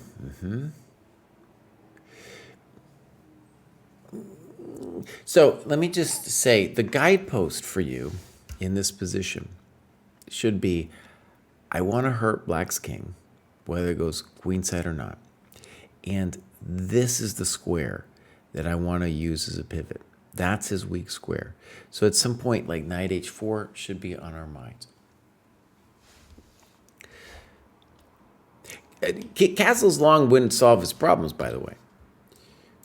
We're going to organize a3, b4, and, the party's going to start. Yeah. All right. King f8. Good move. Talking about that square, and then you played it. Good.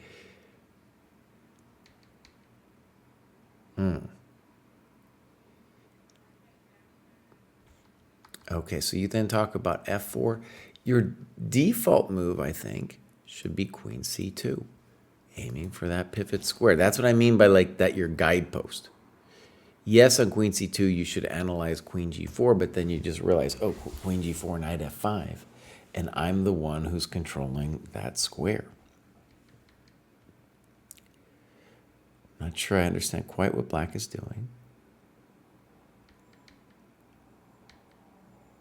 It's getting a little loosey-goosey for me. Okay, now.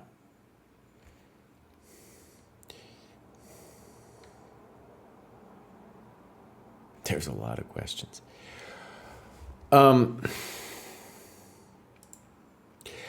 Because you've discombobulated yourself a little bit, I think black should at least ask themselves, would this have worked? So notice it's a little funky looking, but we want to say if we achieve f4, that's a positive. And if we achieve knight f6, knight e4, that's a positive. So the question then, I don't know if it works, by the way. I'm just saying this is what we'd like to look at. Would be that, and maybe it's just no good. Maybe just take. No, wait a second. Slow it down, buddy. Slow it down. It's going to have to be like this. Takes, and now takes. And I guess white just won a pawn. Might not be over. Pop.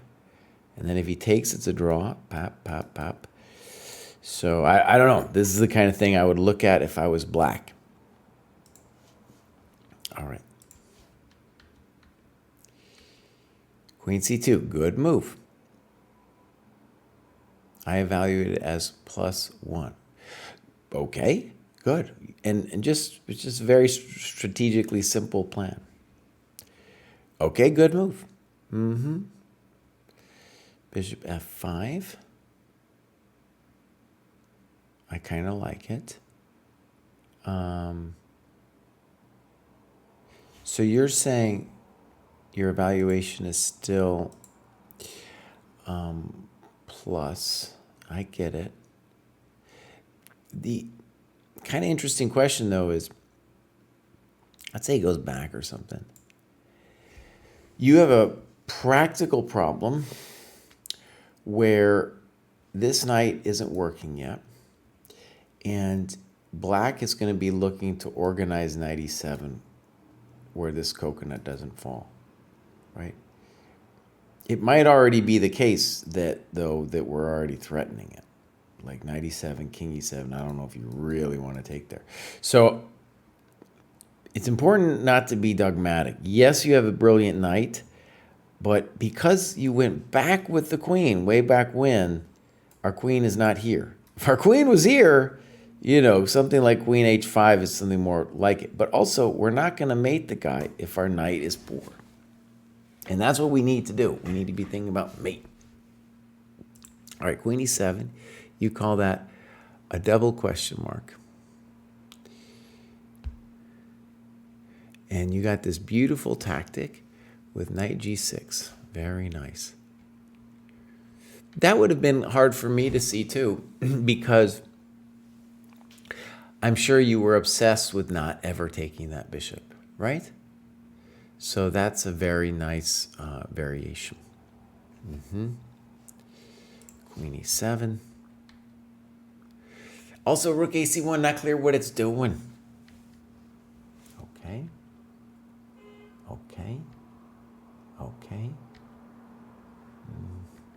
And he's fixed himself. I didn't know what to do.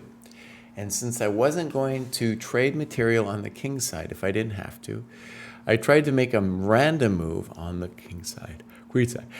So, right, the problem is he's consolidated his business. The knight is good, and you're going to be getting in time, but this happens to everybody, myself included. We don't know what the hell to do.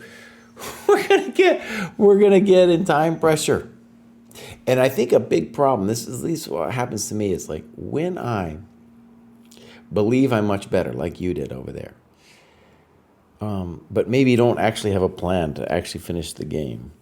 I'll believe I'm better, and then I will like really try to force the issue to prove that I'm better. But maybe I wasn't that much better in the first place, right? Like now, I think we got to be really careful. We might be worse. So,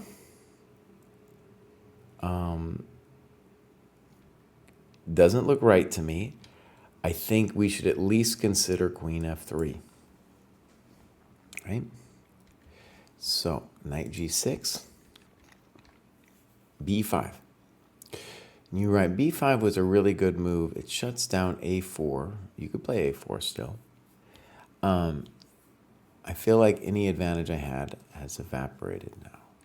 Well, that makes sense. I don't think he needs even b5 to have the advantage.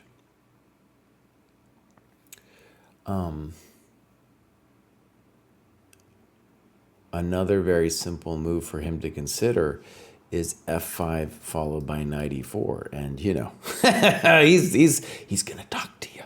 You know what I'm saying? He's gonna do a little talking to you. a4. I think you got to try something like a4. Knight e2, maybe. And now dude decides not to play f5, but to do this. I got a little misgivings about this. And you played h4.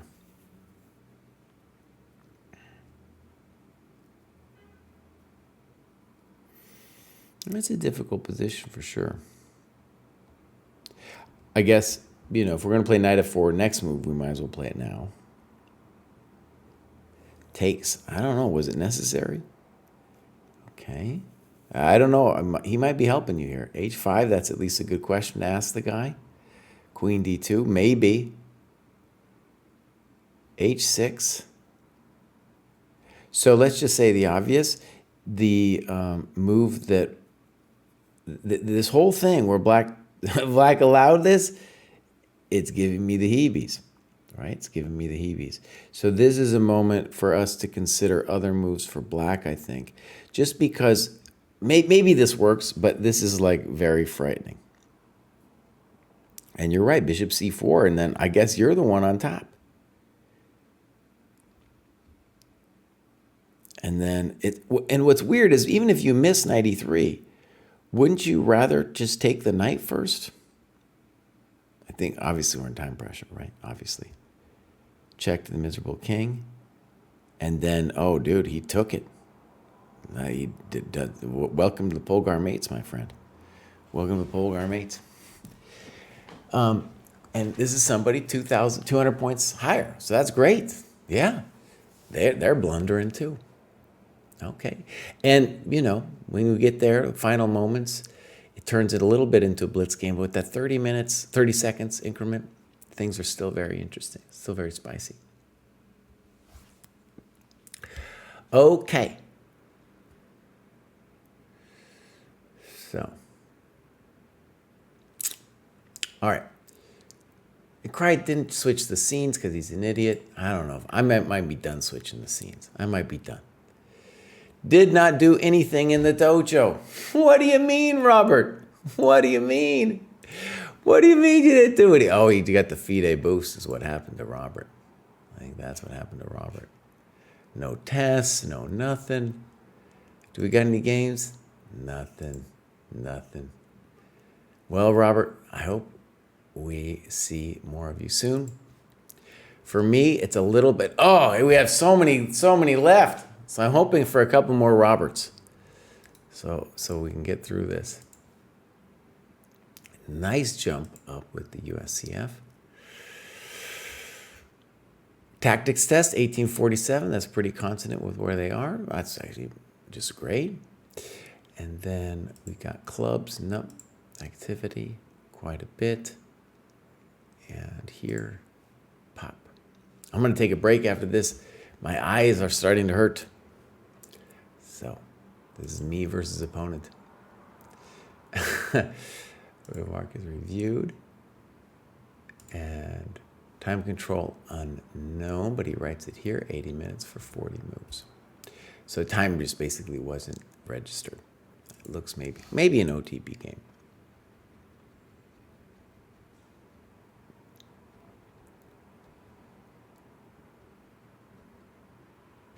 By the way, why do people play queen c2 here? To stop bishop f5 and that whole line that kind of weird. In general, we want to stop bishop f5. Blunder. Well, now we should be winning. Winning because it's not just a pawn. The king is really weak. And that's a man's move right there. That's a man's move. In principle, I'm into it. Yeah, good move. Knight h5, okay.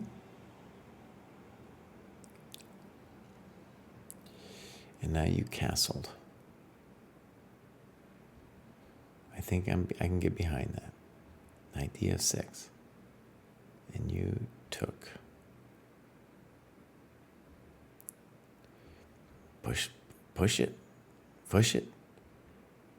And now you played e4. I spent forever on this move. 10 minutes, 20 minutes. I don't like how it gives them counterplay. Okay.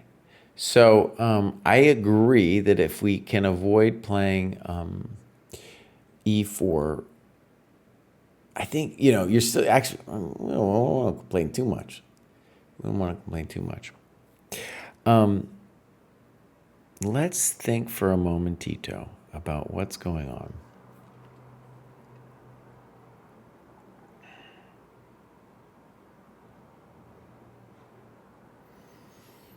Just doing a little calculation myself here.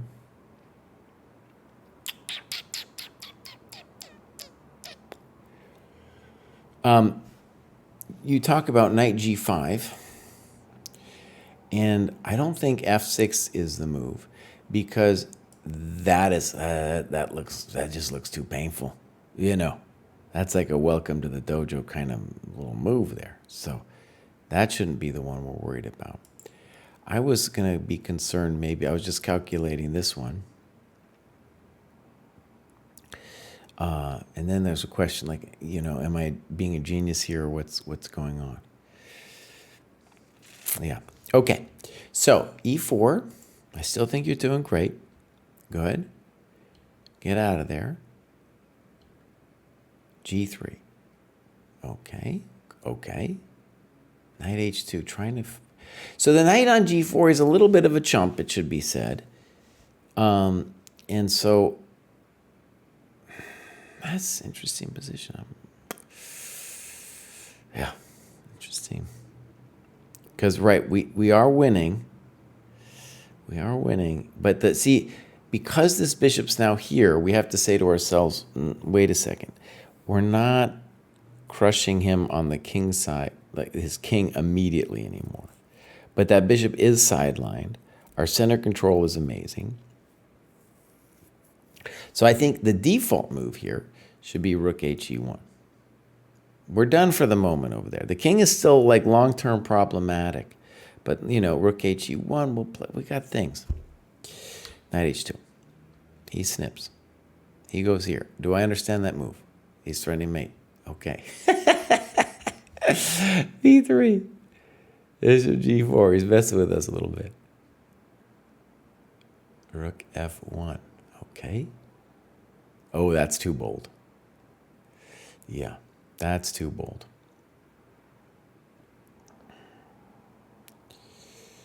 Knight c5 should be the easy way to play it here.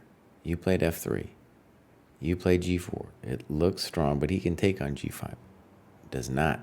Ooh, that might be a nice move.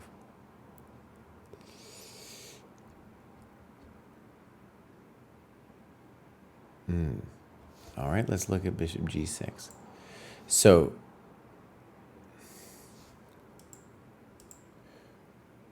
we got to look at that move, though, right? That's the one. I'm sure that's our concern, isn't it? That's my concern, anyway, right there. So gf6, pop. Rook e1, pop, pop, pop. I think you're doing okay, even if it's complicated. I think king g7 should have been a thought. Dang, maybe that might be a move. Rook h7. Now that I'm here, I don't see a better move, a better forcing move. Rook e2 is a big threat for them. But at this point, I do feel like I have made a mistake, but didn't see rook h2 earlier.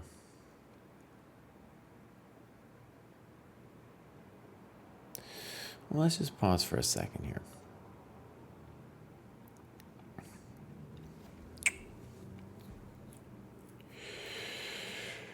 Oh, that would be unfair. It would be truly unfair if that's what was happening here.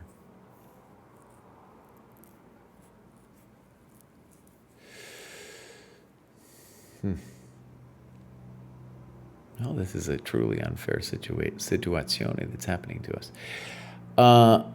Would it be genius level? I don't know. But we should consider this move. Point being, if they take, they get mated. And then there's a question, well, like, are we threatening anything? Good question. At the minimum, though, we're threatening rook h2. Right? Rook h2. So I think that's one to look at. This is, I think it's resigning the game because this king is out. Right? We're just doing little checks now. I have a feeling there's a better move than queen e3. Queen, yeah. But I guess this is winning, isn't it? Should be 4. I like that. Rook h8's got to be winning here. I don't understand black's play.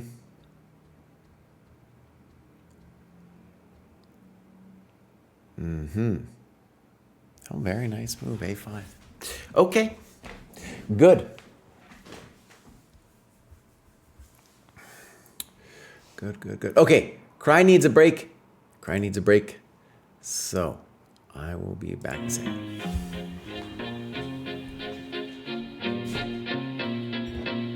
Welcome to the dojo. Check out Joe, he's a Reddit bro, likes to edit posts, and he starts to gloat when he gets the most of votes or likes. Yeah, he's really hyped, really psyched, cause the club is really tight and the work is really light. His training plan is the first thing your eyes see, cause he got more follows than my boy Aragaisi. Opinions on Magnus, Hans, and Karyakin. Who cheated who, which engine that he hacking. He got blocked by Short, ignored by Dvorak, but he can't be wrong. He scored a like from Truan. He's got lightning attacks on GM, blunders and gaffes. True, not over the board, it's only the other chat. Still his 7-year plan ensures the last laugh. Distractions detract from any actual actions. Excuses are useless, he rues his inaction. Awaits satisfaction, the status of Magnus. He bought 50 books and opened up 10. Fools ought to read Psalms, not my system. He's got 30 alt accounts on every site around. Chessable courses keep looking cheaper by the pound. He got 22 databases and 36 engines, 25 chess sets, and a massive clock collection. He bought merch from Gotham, Bra and Naka, but his game history looked like some chess copy pasta. A GM coach that he don't listen to, and if you think it is, then yes, my friend, yes, this is you. But that all changed one bright sunny day when a friend said, hey, don't you know? Welcome to the dojo, it's good to grow.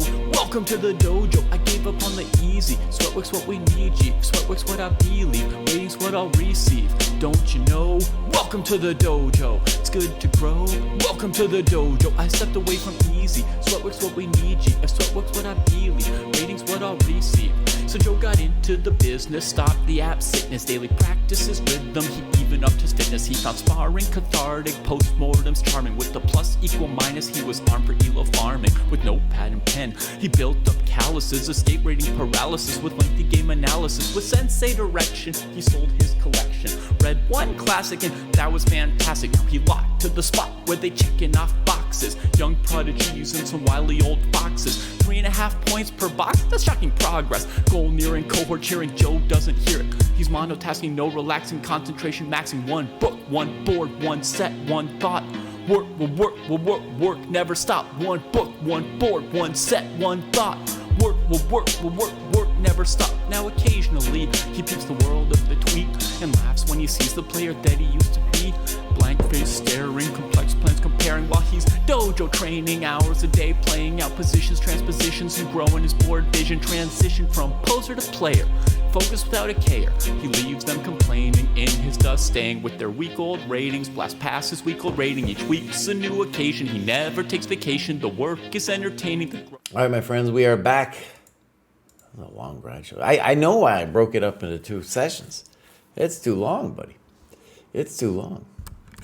All right, here next up we have, I don't know, did I do this person? I can't even remember. I think I did this person. I think I did. Yeah, that was me versus opponent.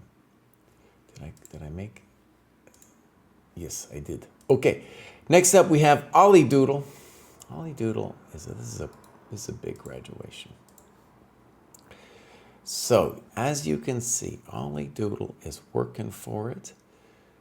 Joined almost a year ago. Making big gains. Hasn't done any of these tactics tests yet. So this is a worthy graduation.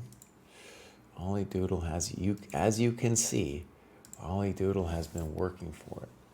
Maybe we're not going to see any games. Epic opening work is being done. Epic opening work is being done. Let's click around here a little. Oh, Bogar Maintenance too. So, all right. Got past that 1470 bit too. That's great. All right, games. This is Mr. Ollie Doodle. Mark this, and then look at that time graph. That's what you can see. When you start getting a little bit stronger players, I hope this is inspirational for the people under 1,000. You see the stronger players are taking their time.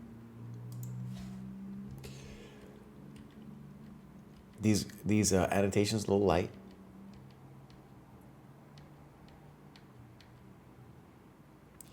Too casual about this opening that I forgot theory and just blitzed out bishop b7. Okay, interesting position. Very fascinating position. Okay, now you played the very ambitious a5. Definitely not your only move, but okay. Here we go, a5.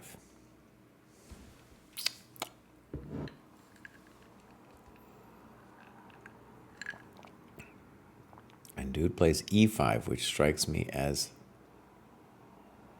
well, interesting, but hard for me to believe.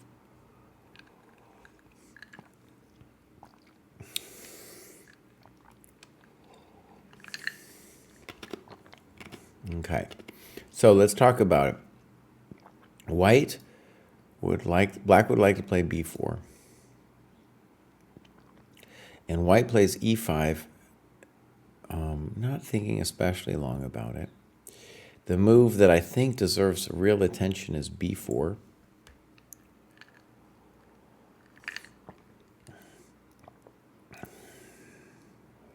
I'm not sure. There's questions there too. A-B, rook a8, bishop a8, bishop b4, queen d4. I don't know. I don't know. All right, so e5. What's interesting to me is that black seems like they committed some crimes, but this isn't so simple for white to figure out. And the problem with e5 is, at a minimum, black can think about knight d7 here. It doesn't have to play knight d5.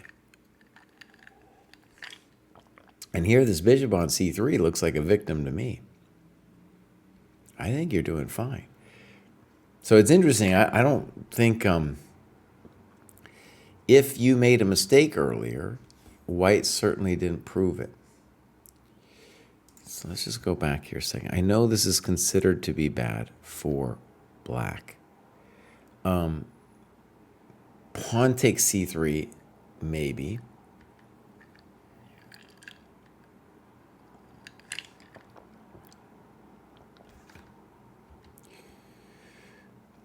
Maybe also this would be a little highfalutin, but b3 now.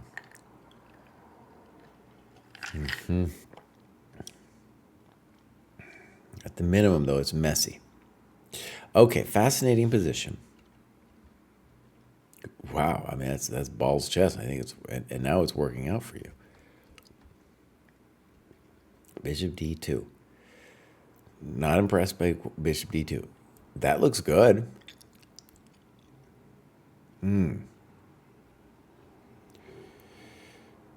Okay. Now you play knight b6.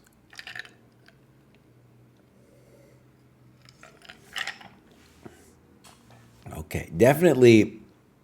Well, you did think about it here on queen e4. You were thinking about what to do here. Now, this is definitely a moment to analyze here.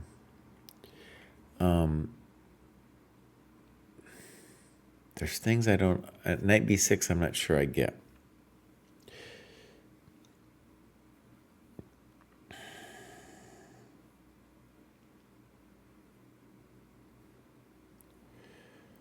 One fascinating thing, for me anyways, would be, you want to develop your knight, right? So let's say we go here. Obviously, we're gifting him then the pawn. And we have to calculate both rook takes and bishop takes. But the point is white going to survive that? I don't think so, because that's a pin of doom. That's what they call the pin of doom. And if they take with the rook, then I come here again too. And you got to give me the A file. And then I think it's crispy critters because that rook's coming downtown. Maybe we just didn't consider knight a6. Now let's look at what you did. So you're loosening your stuff. You're loosening your stuff and you're not developing, so it's making me a little nervous. And now dude plays f3, which certainly feels like a concession, but maybe they can actually play that way. You have to be concerned that we go to some endgame and your king, his king is going to be an asset, while yours is not. Bishop d5, and now rook c1, we got to ask the question, right?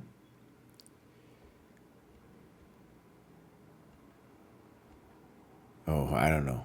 This was all expected. What? He's got to play rook c1, man. Yeah, you got to be playing rook c1, buddy. I don't know. I guess. Okay, let's just say he's afraid of knight f5. You can do a lot of things, though. You play knight ec8.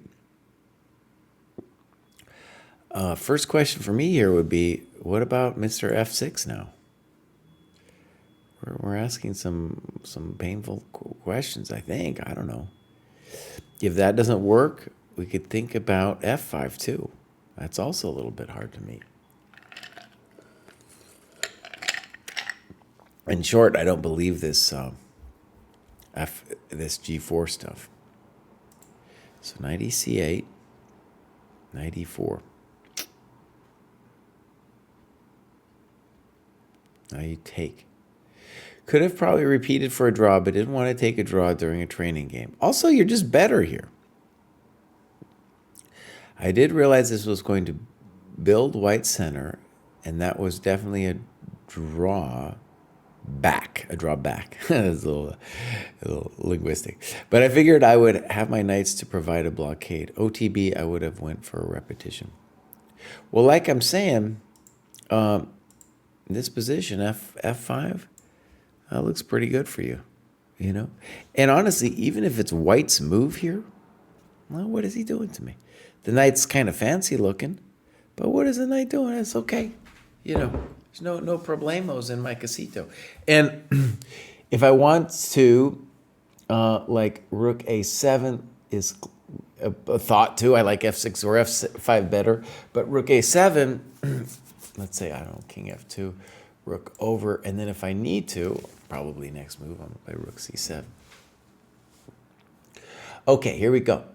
So you took, and now the bishops, that's kind of scary, and your knights aren't looking great.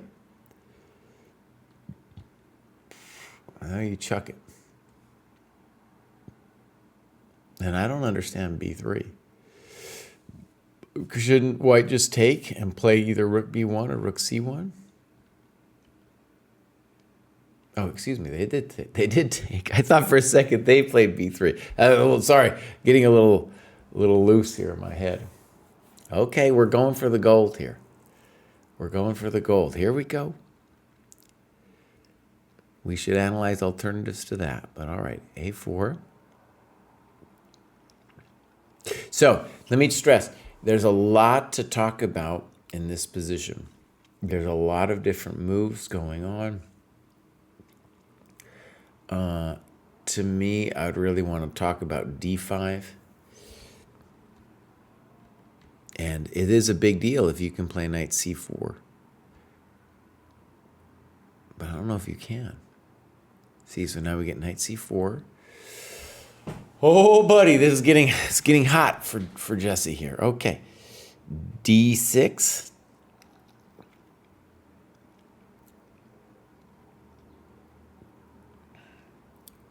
And then I guess we're crispy critters. Okay, so that was unfortunate. And so I think I want you to see a couple things. This plan you started with knight take to allow this bishop takes, pawn takes, it's at the minimum very frightening because his king is better. If the board opens, the bishops are going to be too much. And then also in this position, you aren't committed to playing c3. Not at all. You got other moves. And once this happens, it's, whoa, whoa, whoa. Whoa, whoa, whoa. And then,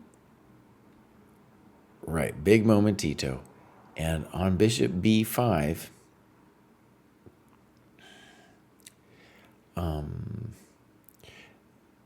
he is trying to murder you, and maybe is, in fact, murdering you. But let me... Now, first of all, we definitely need to see the move. He's been staring at that square for a long time. But let me show, I think it's really still pretty hot. Let's say I sacrifice this bad boy. Let's just assume that's forced. And then I go here. Aren't we on top?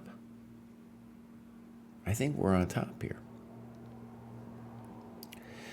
Threat, they can't take this. I am going to take on c3. And it's a little spicy situation. So maybe that or bishop d2 are the main contenders. Whew. Maybe bishop d2 is the main one. Oh, it's hot.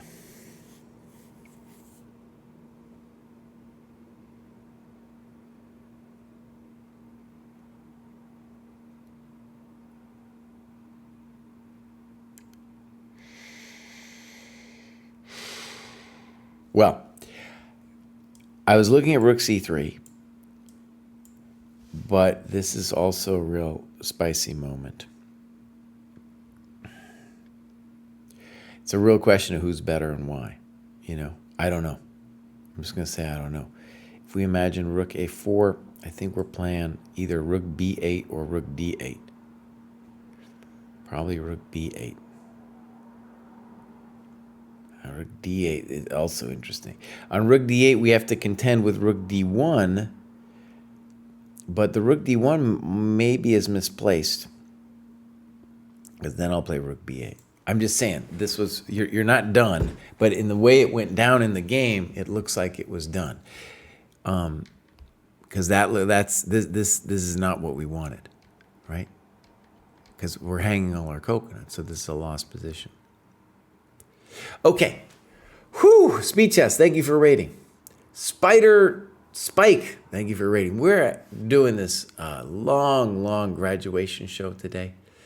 Oh, man, we got some interesting games. That was great annotations, by the way. So that was Ollie Doodle. Very earned graduation. Next up, we have Xerxes. Xerxes says, as a kid, I was really successful with my tactical play. Many years later, I realized that I've never worked on positional chess, and that's why I joined the dojo a year ago. I wanted to learn more about chess to be able to analyze and better understand GM games. I have to say that I love the dojo philosophy and the structure behind it. Great. Also, a very earned graduation here by Xerxes. Okay, so 1643. Did a Polgar test. The rating looks right about where they are. So in this case, at least here, maybe after they do the tactics test, the tactics barometer, this is interesting, especially considering what Xerxes said, suggests they're right where they are on the tactics. Okay, so clubs. Quebec, nice, okay, I need to go up there, man. And then we have a lot of work being done. Very good macro distribution. Let's just click on Middle Games and Strategy. Great books. Great books. Okay, games. Is the site free? You can join the site as a free tier member and check it out. But like Xerxes and all these people we're looking at today are paying a nominal small fee. Okay, games. This is Xerxes. Boom. This was played last year, but was just published yesterday. maybe in anticipation of this fine game review that we're about to do.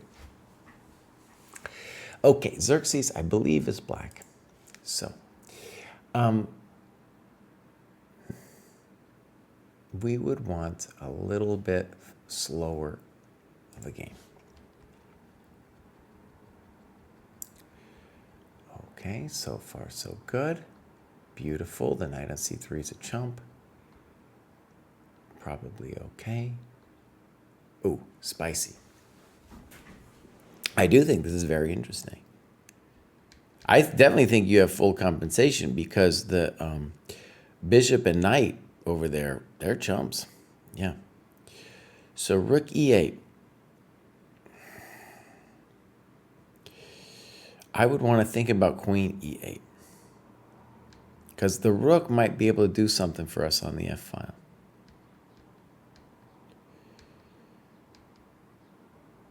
Still doing great. Queen e6, okay. Whew, getting spicy. Okay, so it would help, I think, to do a little analysis here. So you got this very fascinating position. The guy played queen h3. You talk a little bit about castles being not enough compensation. But let me just argue, well, actually you say equal and then you say you don't have enough. I feel like you definitely have enough because these pieces haven't figured their life out yet. And you're about to get the e-file, right? So you give this and you say you don't have enough compensation. I don't know. It's definitely not clear to me, you know, what's quite happening. Okay, so queen h3. I think you missed some chances here, something to talk about. And now the guy is truly up a pawn. Notice here the bishop on b3 might be doing a service of defending some key queenside squares. This gives you a pawn, though, and you say thank you very much. And that's very important for white to understand that that bishop on b3 is terrible. Good. Spicy, because it's allowing bishop f4.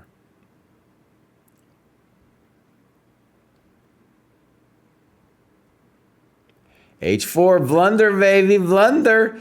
Bam! Take that. Take that. And now, actually, I can't yell at you because of the time, because you, I can see from your graph, if you're playing this at a faster rate, I'm not allowed to yell at you. And you're saying king d1 is equal. I would still rather be black here.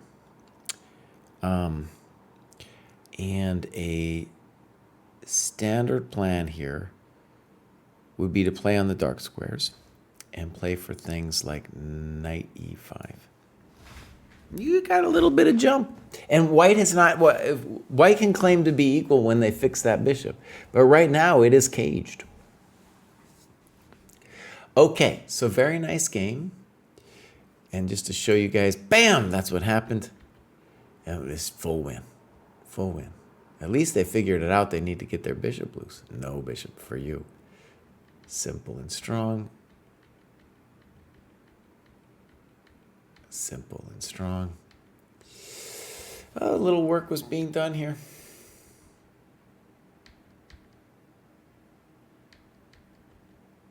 Very nice. King f5. Why don't we play king d6? Why are we giving away the pieshka?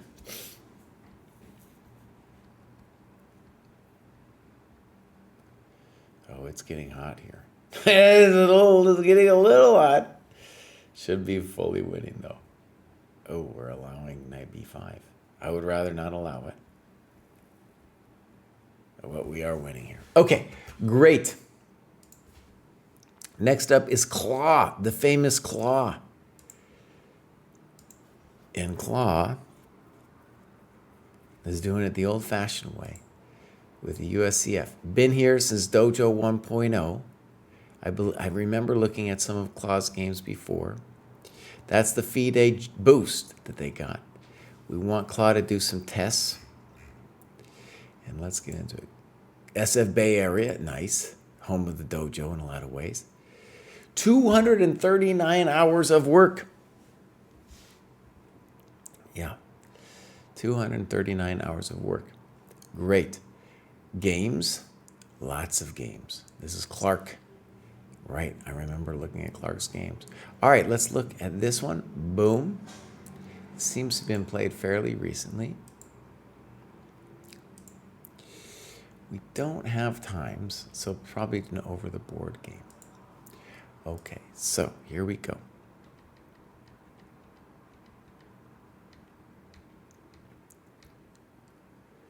Oh, it's the aggressive repertoire mouse. Okay, not what it's in my file, knight bd2, but still fine and in the spirit. Very nice. I should just remember that I have one more obvious improving move to make here before I need to commit the knight to d2. Great, that's right. So yeah, rook e1. It's a beautiful position. I do agree with you, though, that this has got to be still fully okay. Okay, it does allow black, though, to play dc, maybe a little, kind of when they might want to earlier. And here you could play knight b3, but here you're doing fine. Okay, knight b3, you're doing great. This is a fun game for me to watch, just to see how well you kind of understand the ideas here. And one key thing that's happened is that black has prevented us from playing h4. At least that's what it looks like, right? You talk about knight bd4. I think that's very interesting. Okay, so g3. And the problem with this move is just that it looks slow. By the way, what does he want? He wants to play h4, h5. One actually key variation that helped me in processing this whole thing was rook e1, excuse me. So rook e1, knight e7, and now the brutalistic h4. The point of h4, it's a lot of points. We're playing on our strong side, and we are stopping knight g6. And so what we see in the game is it takes us a lot longer to get this h4 off. And so now we have to be worried about some kind of f6 from black. Knight a5, that wasn't it. So I think to me the challenging variation would be castles, h4, and now either f6 or f5 would be the moves I'd be worried about if I was white. So not developing. Knight d4. Okay, you could have also played h4. Queen c7. Bishop d2. Okay. Now here's the interesting question. Are we worried about queen c3? Good question. I don't know. I'd be very interested in playing h4. Because if they play queen c3, we play rook b1, everybody's working. Okay, so here we go. And the problem with bishop d2 is now when he plays knight c4, his knight's at least touching something. Good. Queen e2, no, it might be simpler. I don't know. You're following a plan. Oh, I'm sorry. I didn't. My bad. My bad. I didn't see he was actually threading your pawn. Okay. I did not have this calculated when he's talking about knight ge5. Nor did I figure it out in the postmortem, but I have found it in the analysis, so that's a win. Let's see what he's saying here.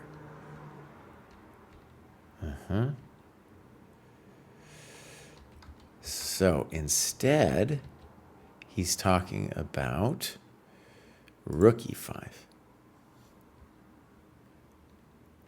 Bam. Bam. Okay. So saving his soul. And then where is this queen e2 happening? Oh, yeah. That's nice, isn't it? Look at that move. Well, that wasn't it. That wasn't it. Okay.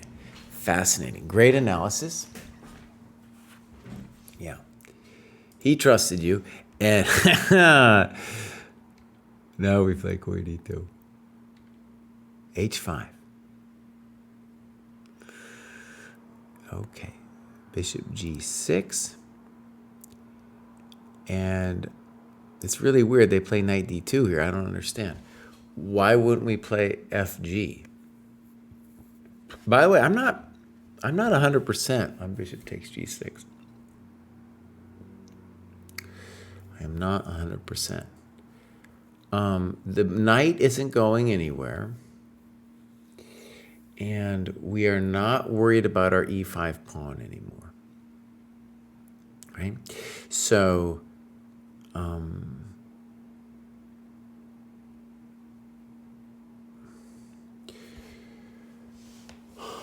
moves to think about could be rook b1, even bishop c1. I know it looks weird.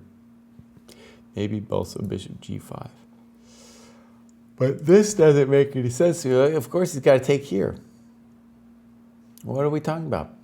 It's not so easy after this. But he loses his mind. You win a nice pawn. And g6. Does that make sense to anybody? I don't know why. Check to the miserable king. Oh, and you get the full dark square invasion. Now it is truly crispy critters. Check. Simple chess. Oh, look at that move. That is deadly. That's a deadly move. Bam! Ooh, welcome to the dojo. Yep. Look at that. That's what happens. You think, study some tactics. Yep. Boom, boom, boom. Yep, very nice. Very nice. Yep. Claw. That was well done. That was well deserved. I can tell that was a graduation that had some real work behind it. Set Black says, I've been mainly focusing on tactics and endgames since I got to this cohort, and really like the addition of the mate and tactics test. I still have a lot of difficulty. Thank you. We're still working on it when it comes to converting winning positions and drawing drawn ones, though. That being said, I definitely feel that I've improved a lot since I joined the program, and having Jesse's voice in my head yelling at me when I make controversial decisions has helped as well. There we go. See? An internalized screamer. That's what you're looking for. 1671. Got the tactics test going. Great. Clubs. European. Okay. Tell us where you are. Maybe it'll tell us in the ratings. FIDE? No, it doesn't tell us. Okay. Activity. Lots of work. As we said, get a little higher up. It's harder. I really, in a lot of ways, one of the bummers about doing the grad show all at once is I don't have time really to go that deep into these people because they're, this is a lot of work. It's just a bigger deal to graduate at this level. It's harder. Okay, so that all looks good. I like how the opening is minimal. Yeah. Maybe we should make a little plea for some more middle games and strategy. All right, games. The battle, let's call them the battle cry. Boom. Look at that. A little theory, and then bam, they were thinking. So this is 130 plus 30. This is a real serious game here. All right, King's Indian, here we go. Okay, 84, knight d4, rook e8, f3, c6, bishop f2, d5, takes, castles. Nice, this is all theory Bishmiri. Knight c6. And you say about c5, this move has to be wrong. The dark square bishop will have to spend a tempo going back to g... Oh, he's talking about bishop f8. Yeah. Dark square bishop will have to spend a tempo going back to g7, which will give white the time to improve his position. Edit. I had absolutely no idea that this move was theory. It still feels wrong to me, but it does force white to deal with the threat on the c pawn. Okay, good. So, yeah. now we're seeing, I think you can fairly say, like, these players now are doing some theory. Bishop f8, even if it is theory, we'd really have to have some deep ideas about why, like, if it works, why does it work? It certainly feels wrong because this square is the most important square for black to battle. And I like your variation with knight h5. So bishop f8, knight c6. And then apparently king h1 is the main move.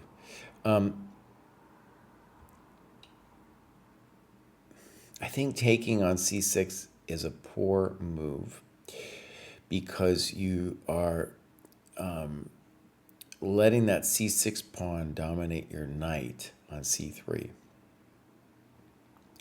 I guess we're going to say obviously you miss king h1, but even if you had to play the sad-looking knight a4, I still don't know what black is doing, you know? I don't know what black is doing over there with the bishop f8. All right, so poor b4. Now they correctly go back. Queen d2. Knight d7. This is fun. Rook a c1. I spent a long time here hesitating between this and bishop d4, but both moves fulfill a similar purpose of trying to combat black's control over the long diagonal. All right, let's talk basics.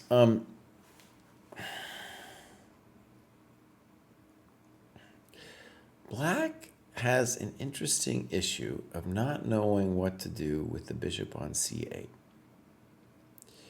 White has the problem that it's not clear what it is we're doing. Are we playing for b5? I guess we're playing for b5 at some point. You talk actually about rook b8, b5, and whether I agree with you or not, that is the variation to look at, right? And he plays knight f8, which honestly, it has a little bit of juice to it. Because dogmatically, black wants to play knight e6. You go for it, boom. And bishop b7, I agree it can't be right. But it's weird because you take the thing and then we're not proving anything. So if I was playing this position as black, my concern would be like bishop d7. And then are you b6ing me? I don't know. That would be my first concern.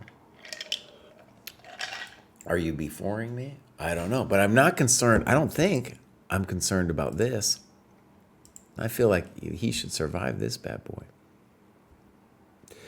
So he played knight f8. It's time to play knight e6, boss. That's why you did it, son. You put the knight on f8 to play knight e6.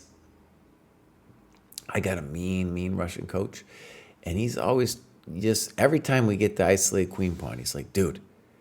He doesn't say dude. He's like, idiot. Put the knight on e6 so it fights for this square. Makes sense. And yes, you can go on some adventure. But okay, we move the rook to f8. We can, if bishop h4 bothers us, we can play rook f8. It's fine. What does white do? I don't know. I don't know. It's not simple. I'm not thrilled with this pawn takes c6 thing. Okay, queen d7. He allows knight d4. Should he play knight e6? Yes. What does he do? Just sitting. Now you go for it. That scares me. Why are we taking on c6? That bishop ain't doing nothing to you. Are you afraid of rook fd1? We got to talk about rook fd1, Bowers. Well, now the point was we're denying knight e6 because snip and snop. And then maybe you were concerned about that. However, if I did that as black, I'd be like, well, Bowers, I better have an answer to that. I better have an answer to that, buddy. I don't know. I just can't. I can't do it. I can't allow that. So, knight c6, queen c6, rook b1. The advantage is slipping away. You talk about rook fd1. Rook fd1 is obviously heartache, though. I mean, there's a real reason why you didn't do it, right? And there's rook b2. I guess you're saying maybe you're not worried because of rook c2.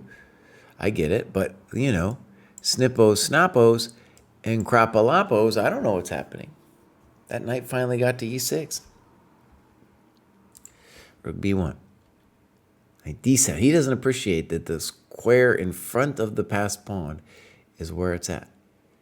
Rook fd1. I agree. Knight c5 probably isn't working. He's obsessed. He's obsessed. Rook takes. Now, if he plays knight takes, it's just sad, right? So he takes this one, and you get it. You say, thank you very much. It might be lost now. Definitely taking, isn't it? He might have thought that was a big pin, but I don't know what he's doing. The knight is dominated from there. You say, thank you. Boom. All right. g3 certainly looks natural. Looks good. Bishop d4 check. c6. Oh, yeah, that's what we wanted. Oh, you're killing him now. Rook c7. Snip, snap. I think you're winning this for sure. Yeah, this is a win. Now, you play bishop d3, and you don't like it. And you'd rather play rook a7.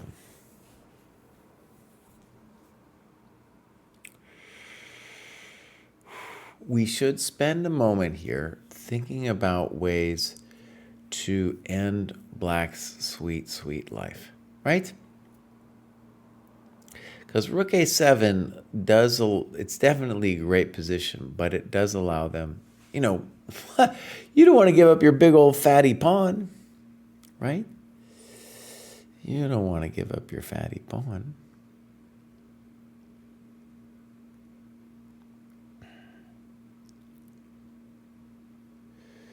So one aggressive plan, something to analyze, would be bishop a6, bishop b7, intend to move the rook, intend to push. That's one thing to look at. a4, intending knight takes, rook takes, also kind of interesting. This is a bad boy. We should at least calculate variations to, let's go all the way. Hey, let's go all the way. I think this is the safe move because knight a4 is out because of rook here. Right? If we do that, we go c7 next. And then if not, we got this bad boy. We are not, I don't want to give him that c6 pawn. Okay. Jane B, no, Jamil is my student. That bum. That bum. Oh, man. I don't know what Black's doing. Black's just kind of messing around, getting dominated. Oh, very nice. Now it's simple. Yep, that isn't it. Okay, so well done. And we got a couple more here. And I got to get out of here. This is Corduroy from Georgia, chess coach and tournament director. Hasn't done any tactics tests yet. Do we got games? No games. Activity. I think Corduroy just moved. We just got to the dojo, so hopefully we'll see more from Corduroy. It's a funny name, Corduroy. Hopefully we'll see him again. Doc Schmitty. Let's see what's going on over here. Doc Schmitty. 1741. Hasn't actually graduated. No games. Doc Schmitty. You know, graduate when you get there, boss. And now we got one left. Got a little time now to do it because I blazed through the people who didn't do it right. And this is a Dojo Boost graduation, 1922. FIDE Boost graduation. All right. So, tactics test, 2243. There you go. Very nice. Great. So, clubs. Okay. Okay, nice. Activity. Look at that. Loads of opening work. You're allowed to do it at this level. This is what they did to get here. So, mostly openings. Very little middle game strategy. Well, let's just see what they did. Red Silman, okay. And then over here, that's the games, right? Just a touch of tactics. Just a touch. Okay, so let's see what's going on here. Oh! Now, my friends, I will say it's not a good thing when you don't have games up. But I'm exhausted, man. That was a 3-hour show. That's a 3-hour show. So, you guys, thank you so much for being here. Again, tomorrow we are not going to do the show because it's July 4th and I got obligations. I'll be back next week. And the dojo's doing great. Every day there's improvements to the site being made. I could talk at length about it, but right now I gotta ski-daddle, and thank you for the battle. Thank you, MG. Let's raid somebody.